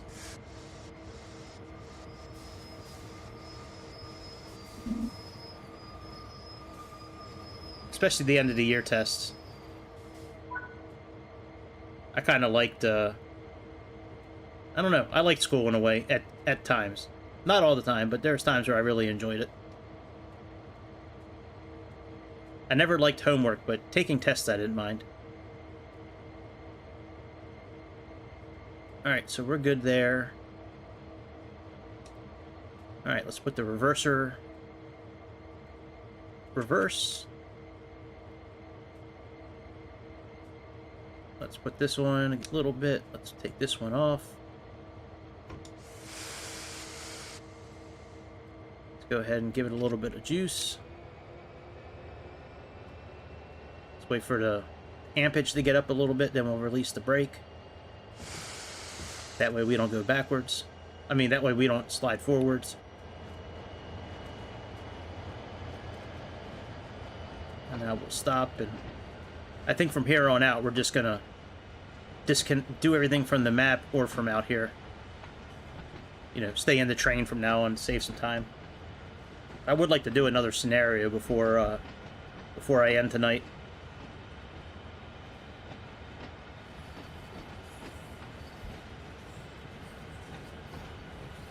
We just spent so long in the beginning trying to get that helicopter to capture the bucket.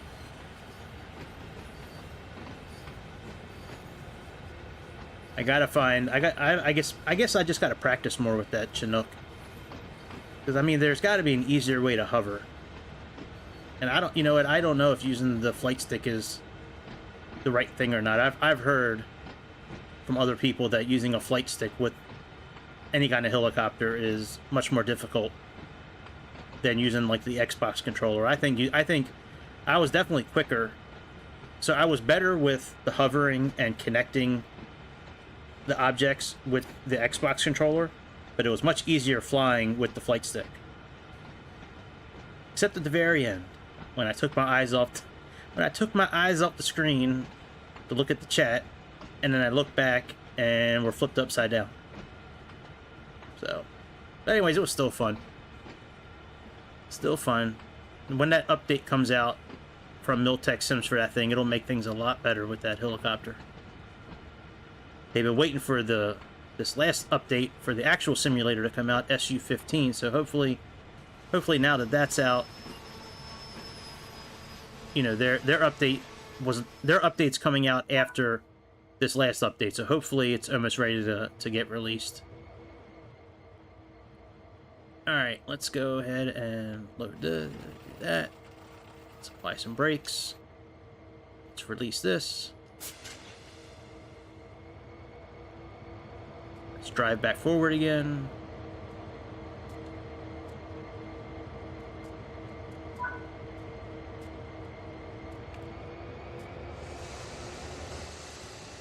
Let's reactivate the banking comm so all the trains will be connected with their braking power. We can go back to idle.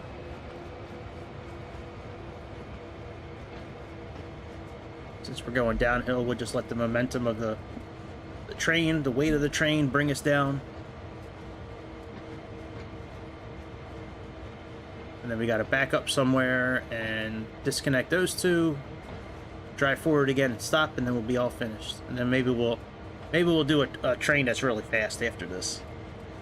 There's a couple of trains that, like 3 or 4 trains that are real fast that we have access to.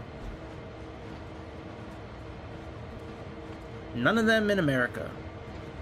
At least not with what I have. They make the one of the Amtrak trains that is available is real fast, but for some reason it didn't carry over to the Xbox, even though I have all the same stuff. I have to buy it again. It's like it's a different package with Xbox than PlayStation. It's supposed to come with the Boston DLC that I have, but it doesn't do it with Xbox. For some reason, it came with the PlayStation one, but not the Xbox one. Alright, let's back up. I know I was putting the independent brake on, and then that. I'm not doing that anymore. We only got a couple of cars now. So we can actually probably go back and just use the independent brakes now. We have 2 vehicles, probably empty.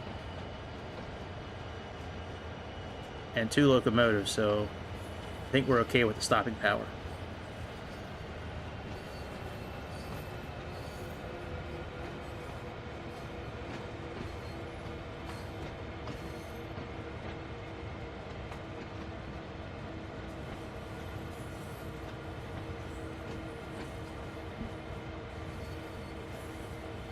And maybe we'll find a fast train that's like a half an hour long, and maybe we'll do that one.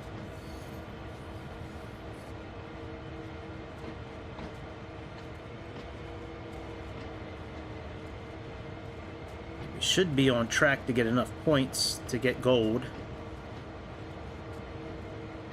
I mean, we haven't exceeded the speed limit. We haven't had any points deducted for that, so that's a good thing.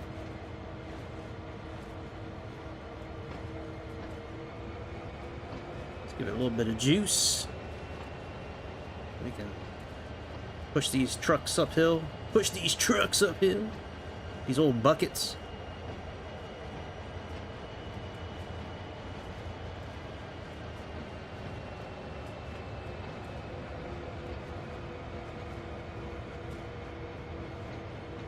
Now this time around, I'm going to stop the train like as close to 0 as I can, since I have the room to do it.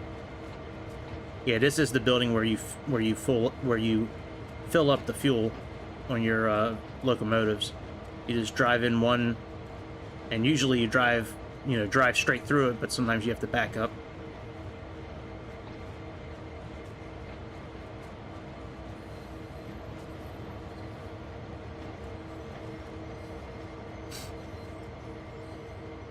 Alright. Let's uncouple these. Let's put the handbrake on.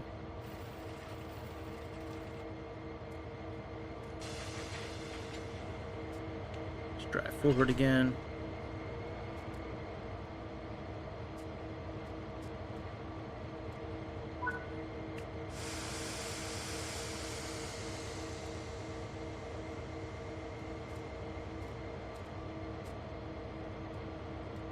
Come on, where are we going? Probably straight forward again, where we just were.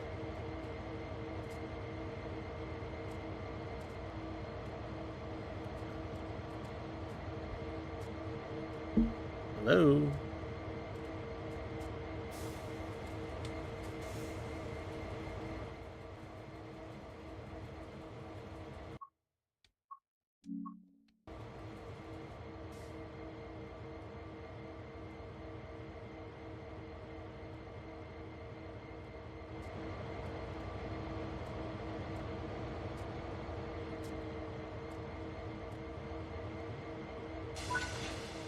Oh, they locked back up again. I guess I went back.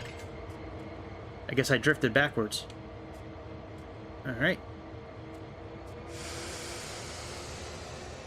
Let's go finish this mission up.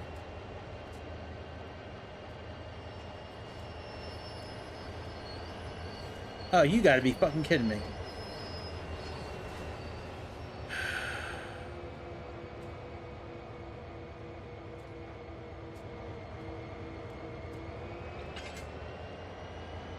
Did they lock back up again? Alright, there we go. Jesus. That's crazy. No wonder the thing wasn't cycling forward to give us the next set of commands. Kept on locking back up again.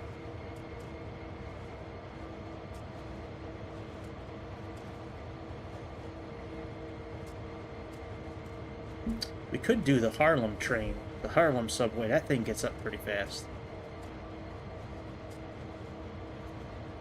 There's one in England that goes really fast. There's one in Germany that's pretty fast. There's one in France that's real fast.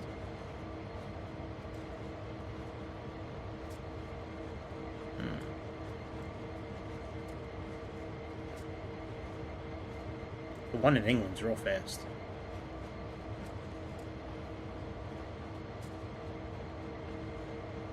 That's an easy train to drive too. There's no safety systems you have to worry about. No, you don't have to. You don't really have to do much to it. You just put it in drive and go. And the brakes and the forward, you know, the move of the train with power, you know, forward and brakes. It's all like with the same two buttons. Like it's a pretty easy train to drive.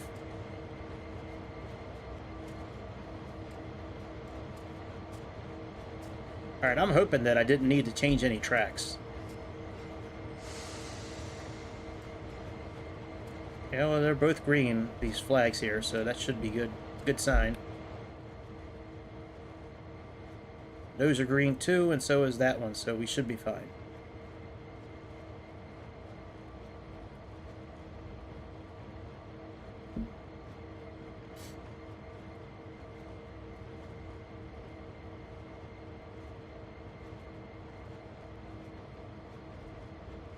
Yep, we're good.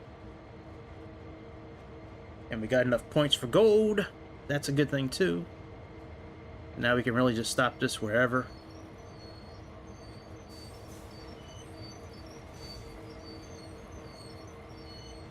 Give me my points, give me my points, give me my points.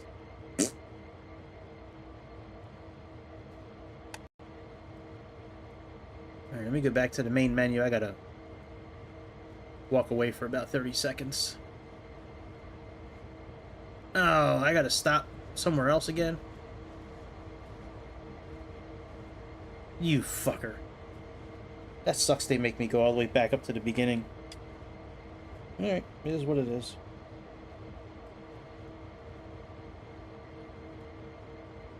Fucker. Alright. That's good. That's good. That's a not so good.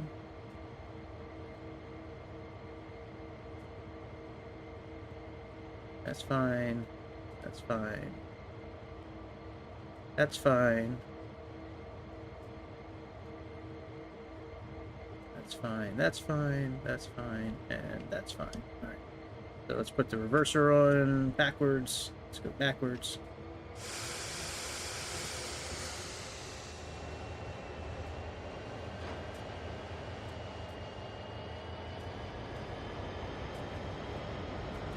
I'll go to the bathroom when this is all done.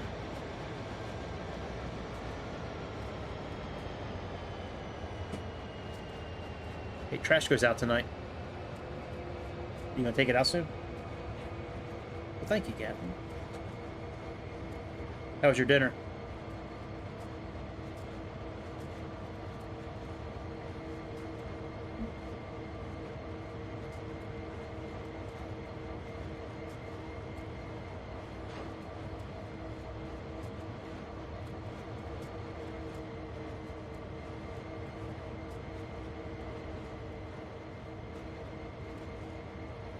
Sometimes I go back and forth between, like, the forward and the rear train, but unless they make me do it, it's easier really just to stay in one train the whole time. That way you don't have to, like, mess with the brakes and all that, because when you flip between trains, you gotta reset this most of the time, the valve, you gotta put this back on cutoff, you gotta leave this in, like, handle off or full service. You gotta leave this in neutral. Like, it's a lot of shit you gotta do. And if they're not making me do it, then, you know, usually I just stay in one train then.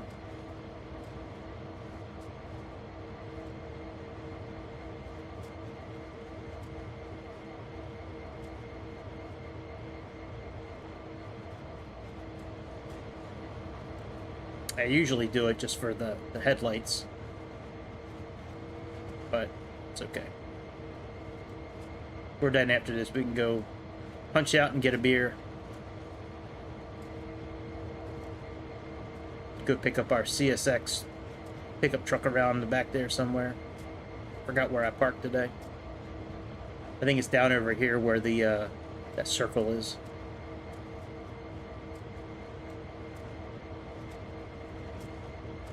Yeah, this Cumberland patch is a pretty fun DLC they have. A lot of the routes are long, but it's fun. And some of it is very challenging. Especially going uphill with a large train, that's really tough. And certainly going downhill with like a mile-long train behind you is pretty damn tough as well. Alright, gold. That was top for that. Alright, I'll be back in like 30 seconds.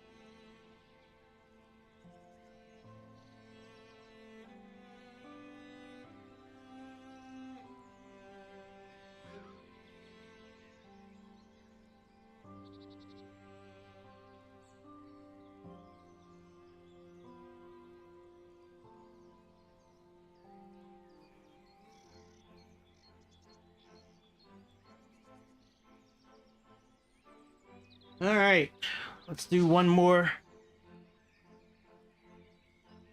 train. Let me look at the ones from England. Let's see if we have one of these. Oh yeah, we do. Alright, we got Taking Pride. That's 35 minutes. Fall. It's an hour and 11. All right, let's do...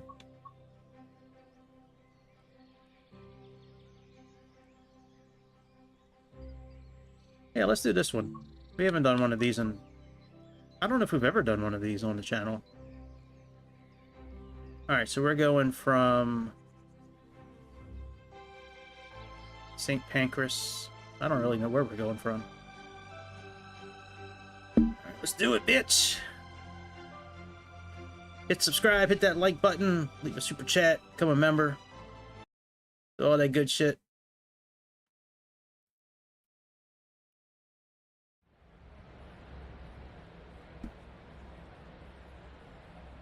Well, thank you.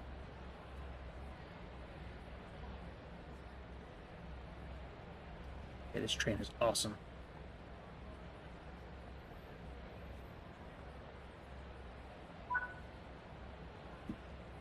So where are we going from? Let's see here.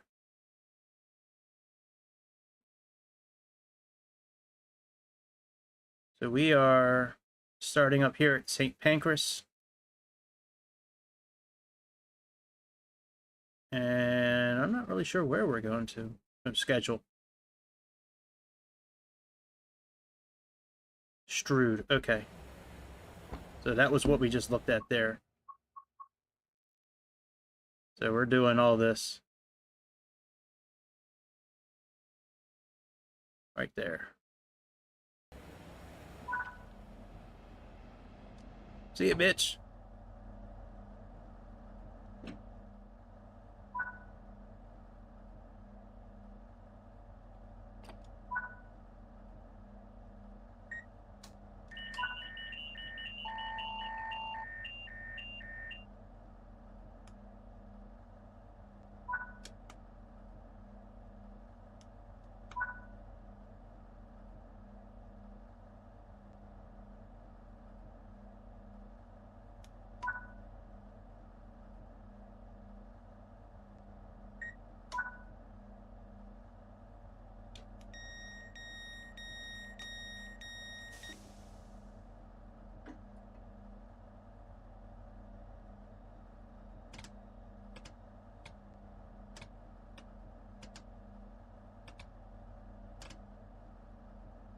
Day running.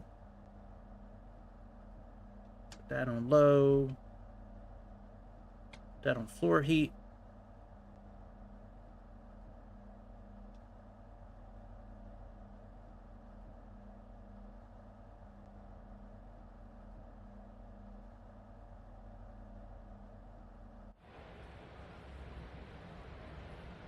Alright, I don't see our pantograph up yet, so I wonder if we do that now or later. Somewhere along this line we need to... Usually we stop and change the electric from DC to the pantograph.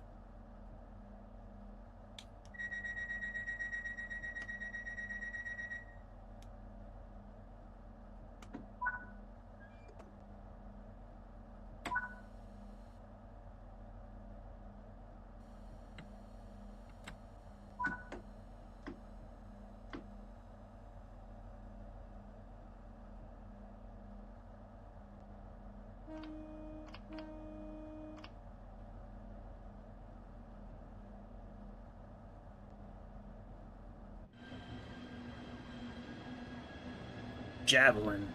It's a cool ass train.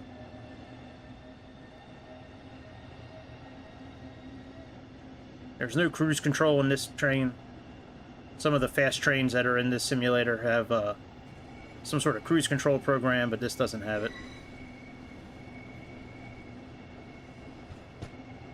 It's just you're either kind of going slow or you're balls to the wall fast.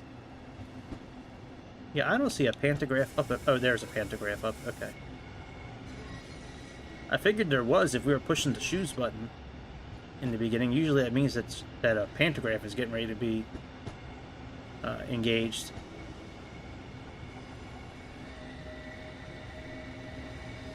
Once we get out of the city part of London, or this part of London, I think this is part of London. Once we get out of this city section, then we'll really start cranking up the speed. Because most of the time this thing is going like balls to the wall, just as fast as it can go.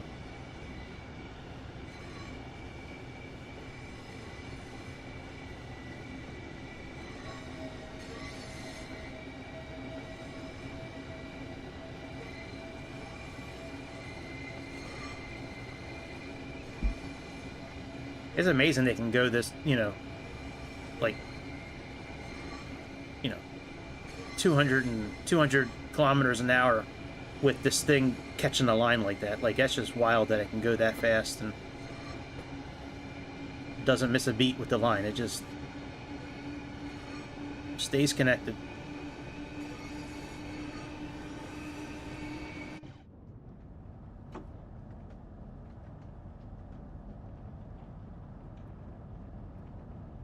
There are a lot of tunnels with this train line.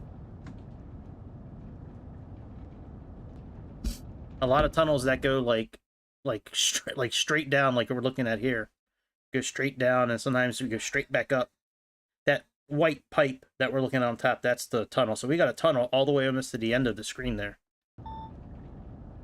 All right, there we go. Balls to the wall action.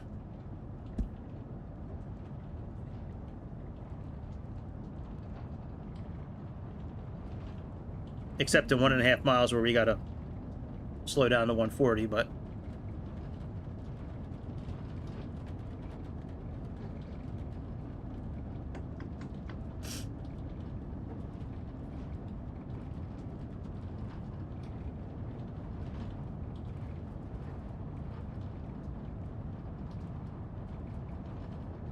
we'll just set it, leave it in idle. There's no reason to super speed and then slam on the brakes. We'll just hit the brakes here momentarily to put ourselves back under 143.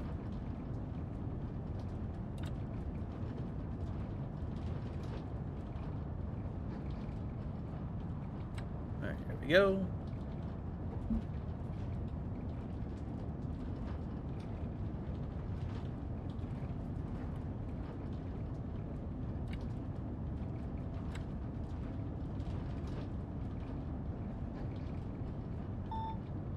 Oh, it didn't even make a change. That's stupid. Alright.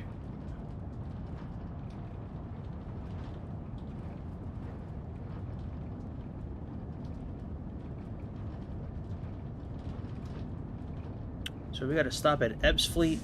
Let's see if we're changing the power. Oh yeah, okay, so we are gonna be doing the switch over. Gravesend, Strood. Gotcha.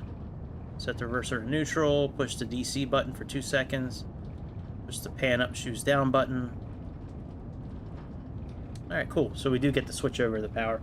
Yeah, I never really know where the switch over is looking at the map. I just wait for the icon to come up top here and tell us to do it.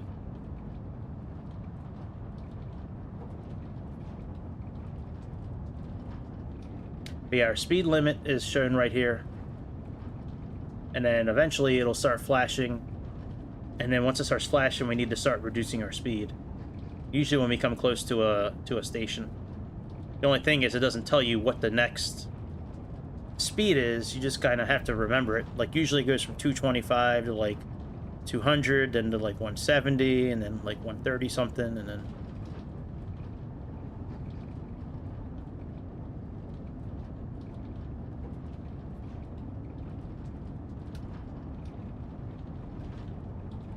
Yeah, we are cruising, man. Almost 200 kilometers an hour.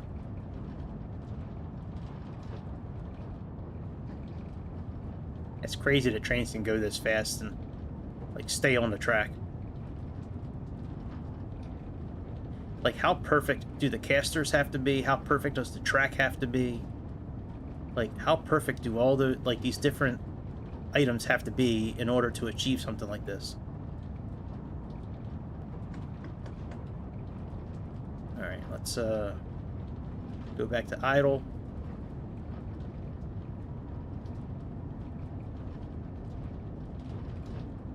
That way we don't overspeed.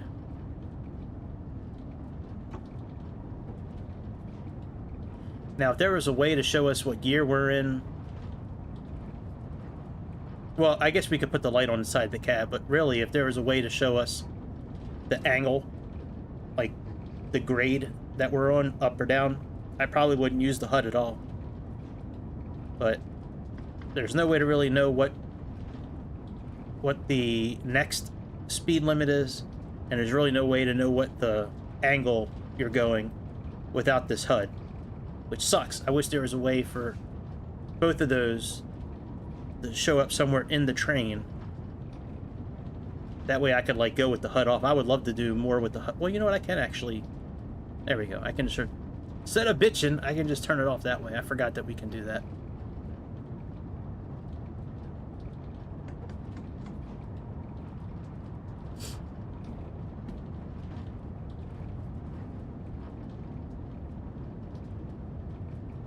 I wonder how many hours and how much manpower and time had to go into, like, building these tunnels, you know? I bet you they use one of those, like, rotary drill, those rock crusher things that's like, it's like a huge circle with, like, all these, like, spinning kind of gears and teeth on it that, like, chew up the rock. They probably use that to build this tunnel and just drive from one end to the other. Just wild, the angles that they built this thing, like, you know, super steep and then back up again, and I'm sure there's reasons for it all, but still pretty wild.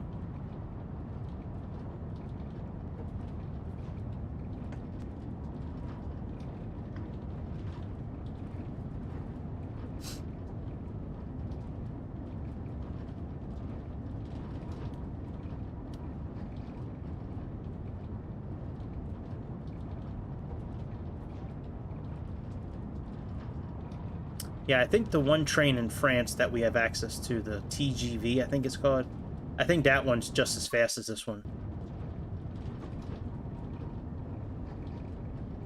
The fastest trains I've ever used in simulator was these ice trains in Germany that I used in Train Sim World 3. They're available for this, I just never bought them. But those things go almost 300 kilometers an hour. Almost the whole way, and those things have this cruise control program in it where it's almost like autopilot. It'll come to a stop at a station when it needs to, and then, like, once you close the doors, it'll take off again on its own. It's a really cool system. Alright, my guess is we're gonna hear a beep soon, and this is gonna start flashing probably within the next 2 or 3 miles.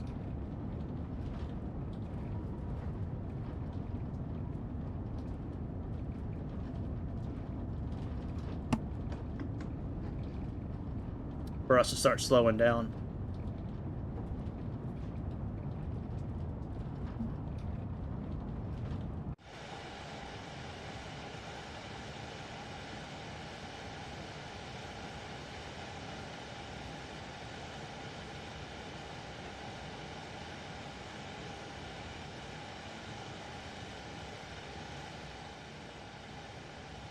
Not that long of a train. What do we got, like 5 cars?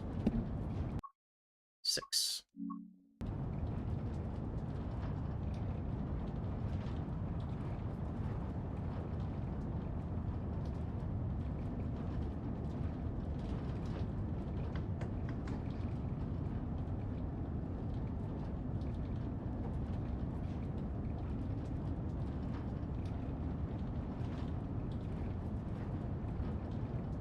Making pretty good time.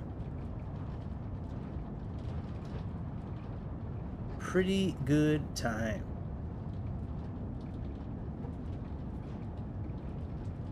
Alright. Probably hear a beep at one of these. I think probably this next one that we're gonna hit, this next green mark.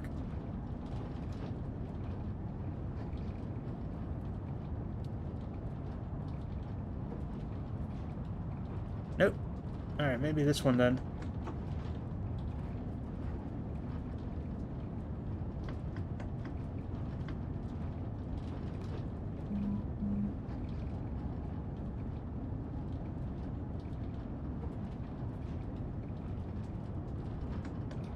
Come on, don't make me look bad. Start beeping, bitch.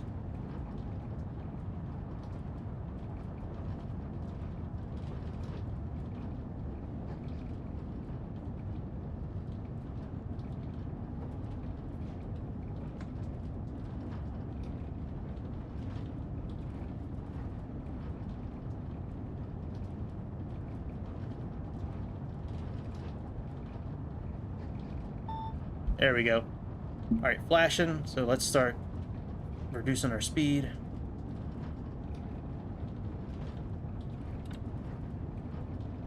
So by the time we get to that next green mark, we got to be below a certain speed.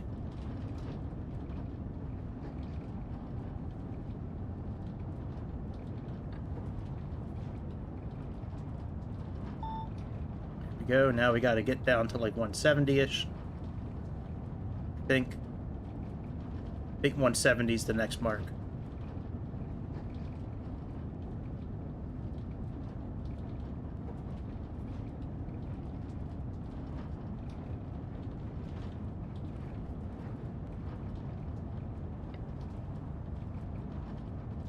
Might be 160. I don't know. It's 170 or 160. Yep, 160. All right, let's continue to go back. This one's probably 120, I think. And then I think once you get to, it's either 80 or 90 kilometers an hour, you don't have to worry about, like, it beeping and going lower. I think it stops at, like, 100 or something like that.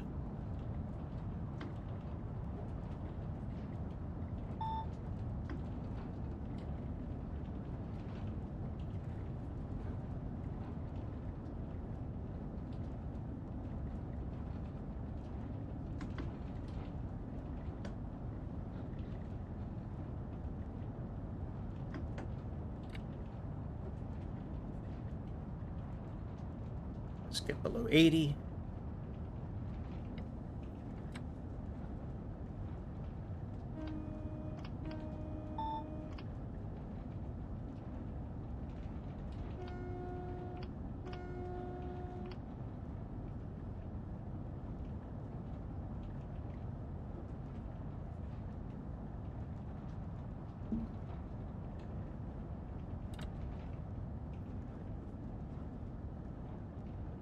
Get below 62. I don't know if we really need to do this or not, but it's safer from a points standpoint to just do it. Especially when we are pretty much right on time at this point, it looks like.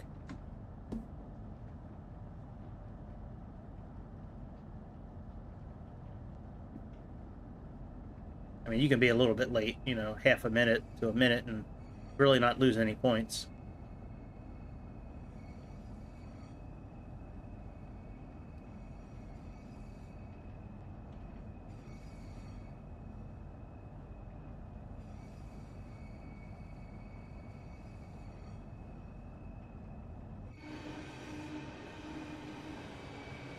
All right.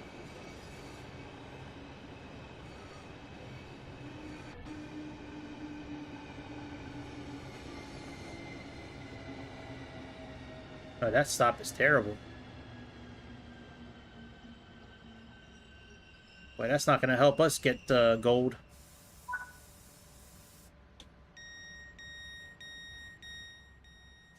Damn.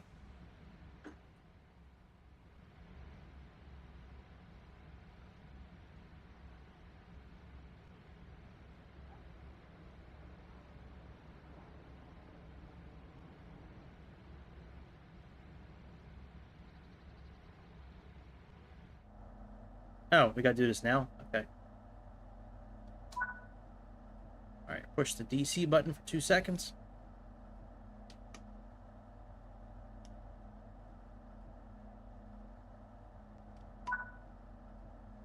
And then push this button. Lock the doors.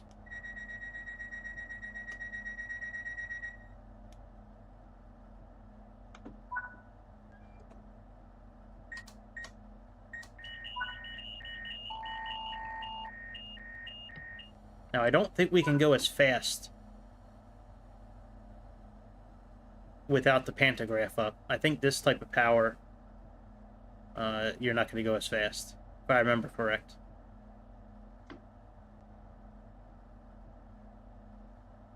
Hello, why aren't we moving?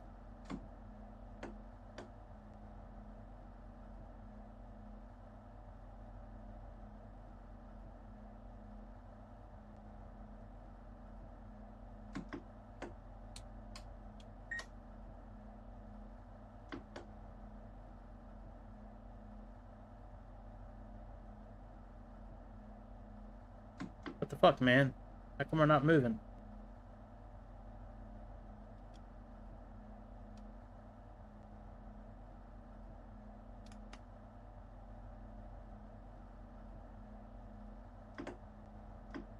I pushed that button. That's stupid as hell.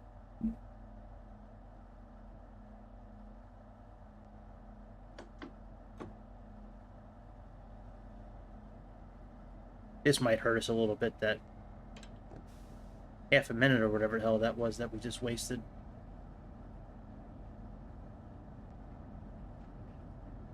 Damn. Yeah, that's gonna hurt us on points. Well, whatever. If I gotta do this one over again to get gold, I'll do it over again. I like driving this train. It's fun.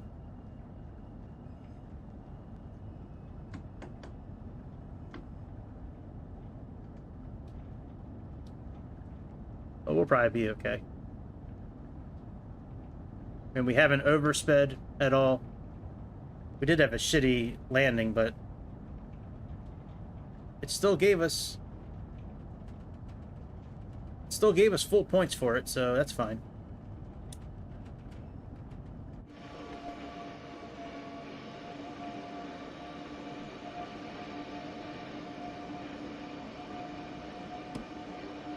I love how this train like banks left and right on these tracks when it's going fast.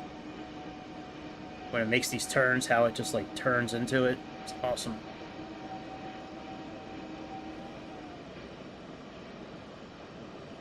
We probably won't see it at this point. Probably should have highlighted that a little bit when we before we got into those tunnels, or when we got out of it when we were going really fast.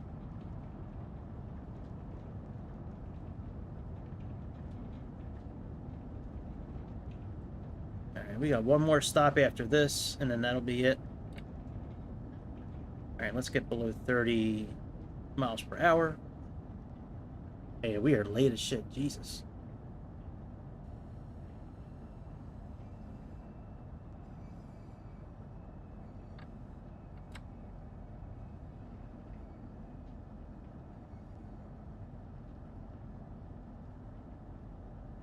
Hopefully the driving under the speed limit part will help us recoup any points we're going to lose by not getting there on time.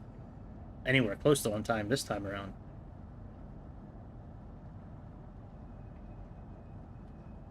We got Gravesend, and then Strood, and then that's it. And then just shutting down the train, that's about it. I thought the brakes on this thing were a lot better last time I remember being in this thing. I thought it would stop a lot. Like some of the trains that are in Austria and Germany, those things like almost stop on a dime. It's crazy. I don't remember this one taking so long to slow down.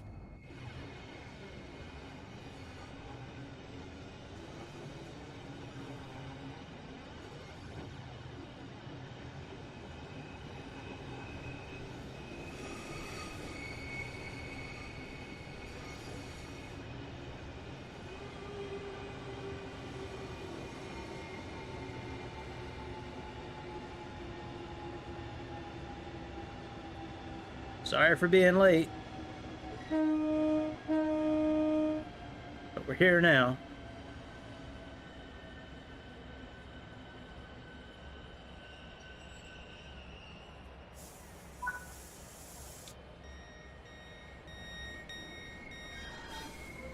Doors are unlocked. Come on, bitches. We gotta go.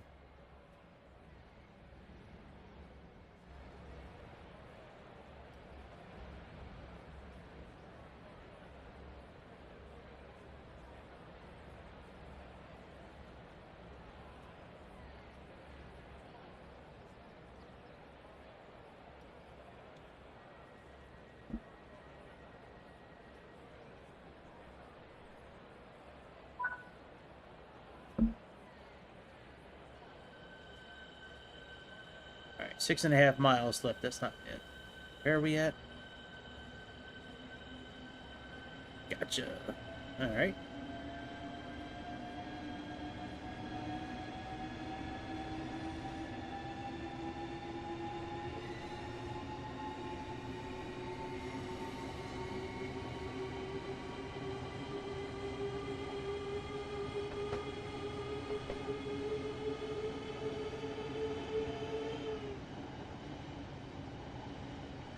Gotta wait for the whole train to get into the new speed limit, and then then it'll change. When you're increasing the speed, you gotta wait for the whole train to be in the new zone, but when you slow down, the new speed limit for slowing down goes into effect as soon as the beginning of the train hits it. So it's...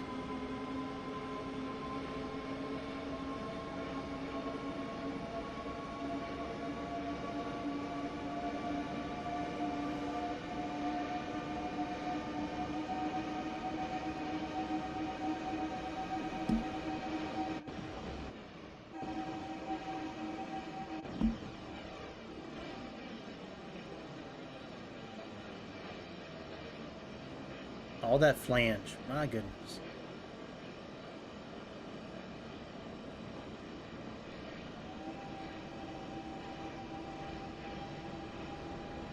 Yeah, see how this thing's like tilting? I love that. It's so cool.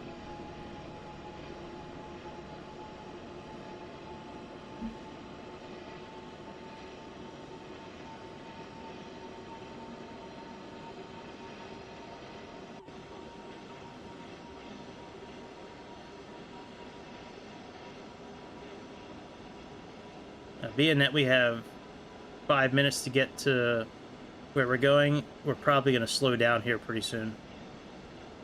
That's my guess. Well, I don't know, actually. We're going about 60 miles an hour, and we got... Well, you know, it might not slow down till we get very close to it then.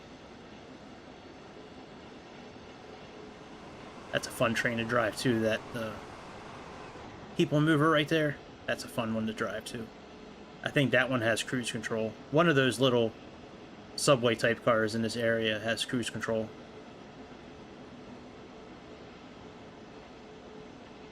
Hey, cows. What's up, cow? English cow. That English milk.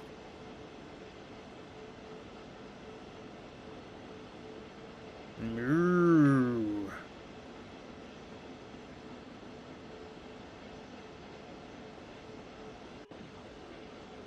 Moo.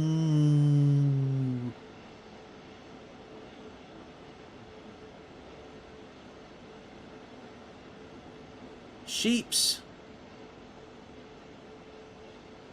English sheeps. Got that English wool. Woo. Remember those guys on Sesame Street when I was growing up? My dad and I used to love the aliens. I don't know if anybody knows what I'm talking about. There was these two aliens on Sesame Street that would go cow, cow, mmm, mmm, yup yup yup yup yup yup yup yup yup yup yup yup yup.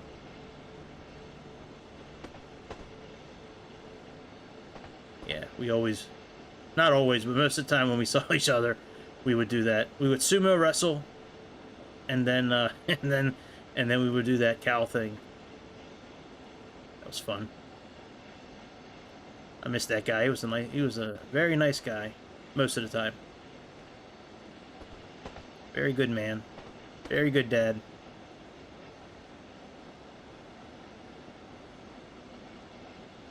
I was very lucky to have such a good father, that's for sure.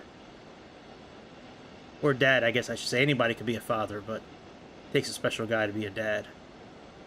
That's kind of how I've always looked at it.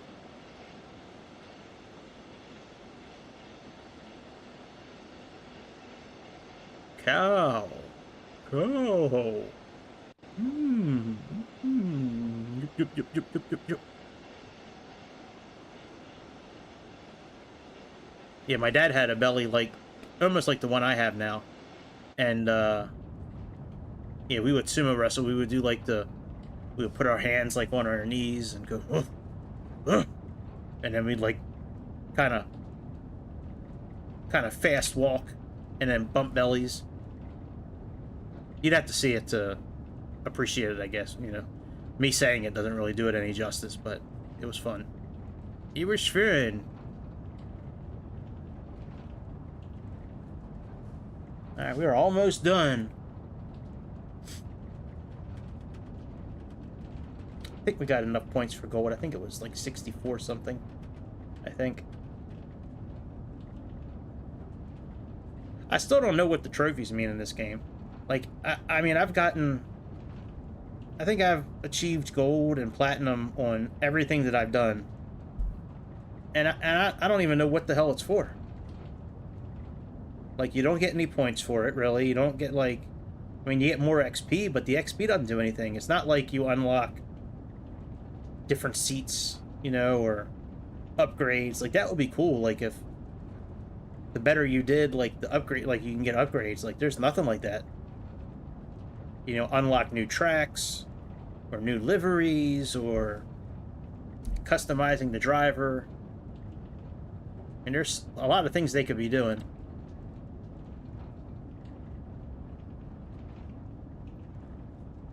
Let's slow down a bit here.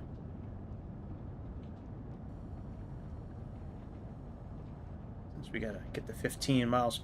That's another thing I don't get. Like, I have this thing on hybrid. So, like, when we're in certain parts of the world, it should be, like, kilometers and yards and shit like that. But this makes no sense here. We got miles per hour, miles, and then yards. Like, tell me, how does that make sense? Like, it should be kilometers an hour, kilometers, and then, you know, yards. Not miles per hour, miles, and then yards. Like, that should read feet up top there, not yards. It's weird.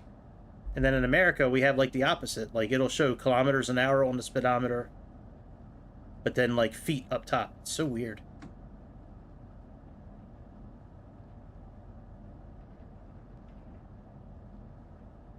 Boy, imagine getting sucked down here, and then, like, there's a zombie apocalypse. God, that'd be scary. That'd be real scary. I don't know if you'd have a chance of getting out of that thing alive. That might be the end of your days of having a functioning brain. You might just be a zombie for the rest of your time.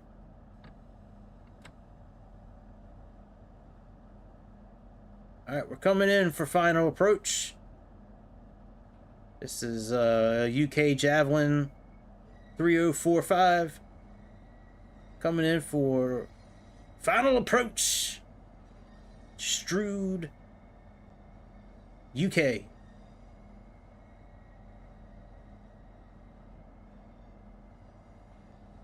Don't mind us, we just creeping.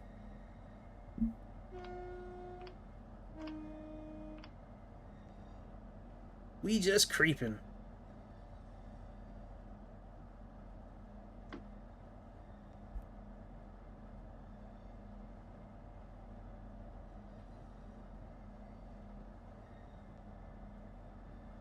I creeping, and I creep in.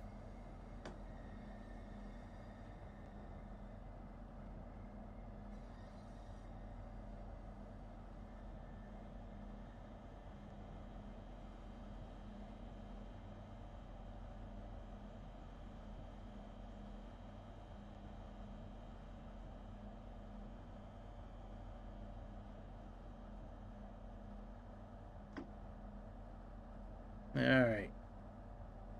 Just about here. We cannot cross that red marker, or all will be for naught. We cross that red marker, it's gonna fail the whole thing.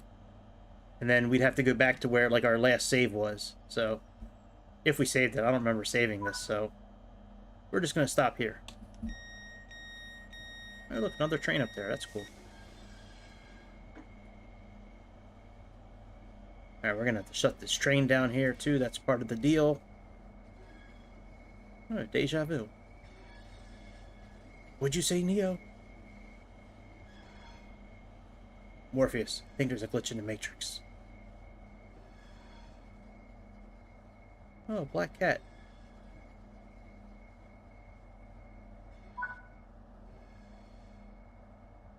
Alright, put you in neutral.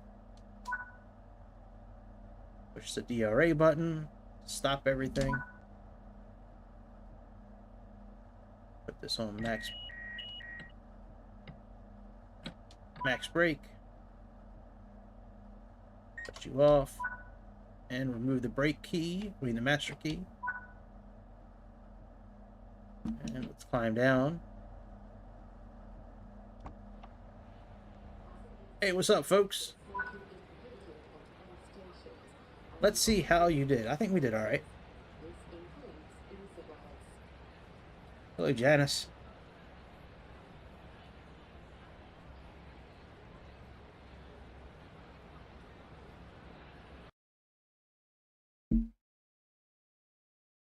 There we go. Gold. All right, bitch. Yeah, see, we get level, level, and level. But it never says, like, I don't know, you can't use the points for anything. It's weird. I don't know. I don't get it. All right, guys. So that's about it. I'll be back regular time with a new episode of the Airplane Show coming up in the next couple of days. Keep an eye out for it. Please subscribe, hit that like button, make a comment, super chat, become a member, do all that good shit. I appreciate it, and I will see you on the next show. Yes, sir. See ya.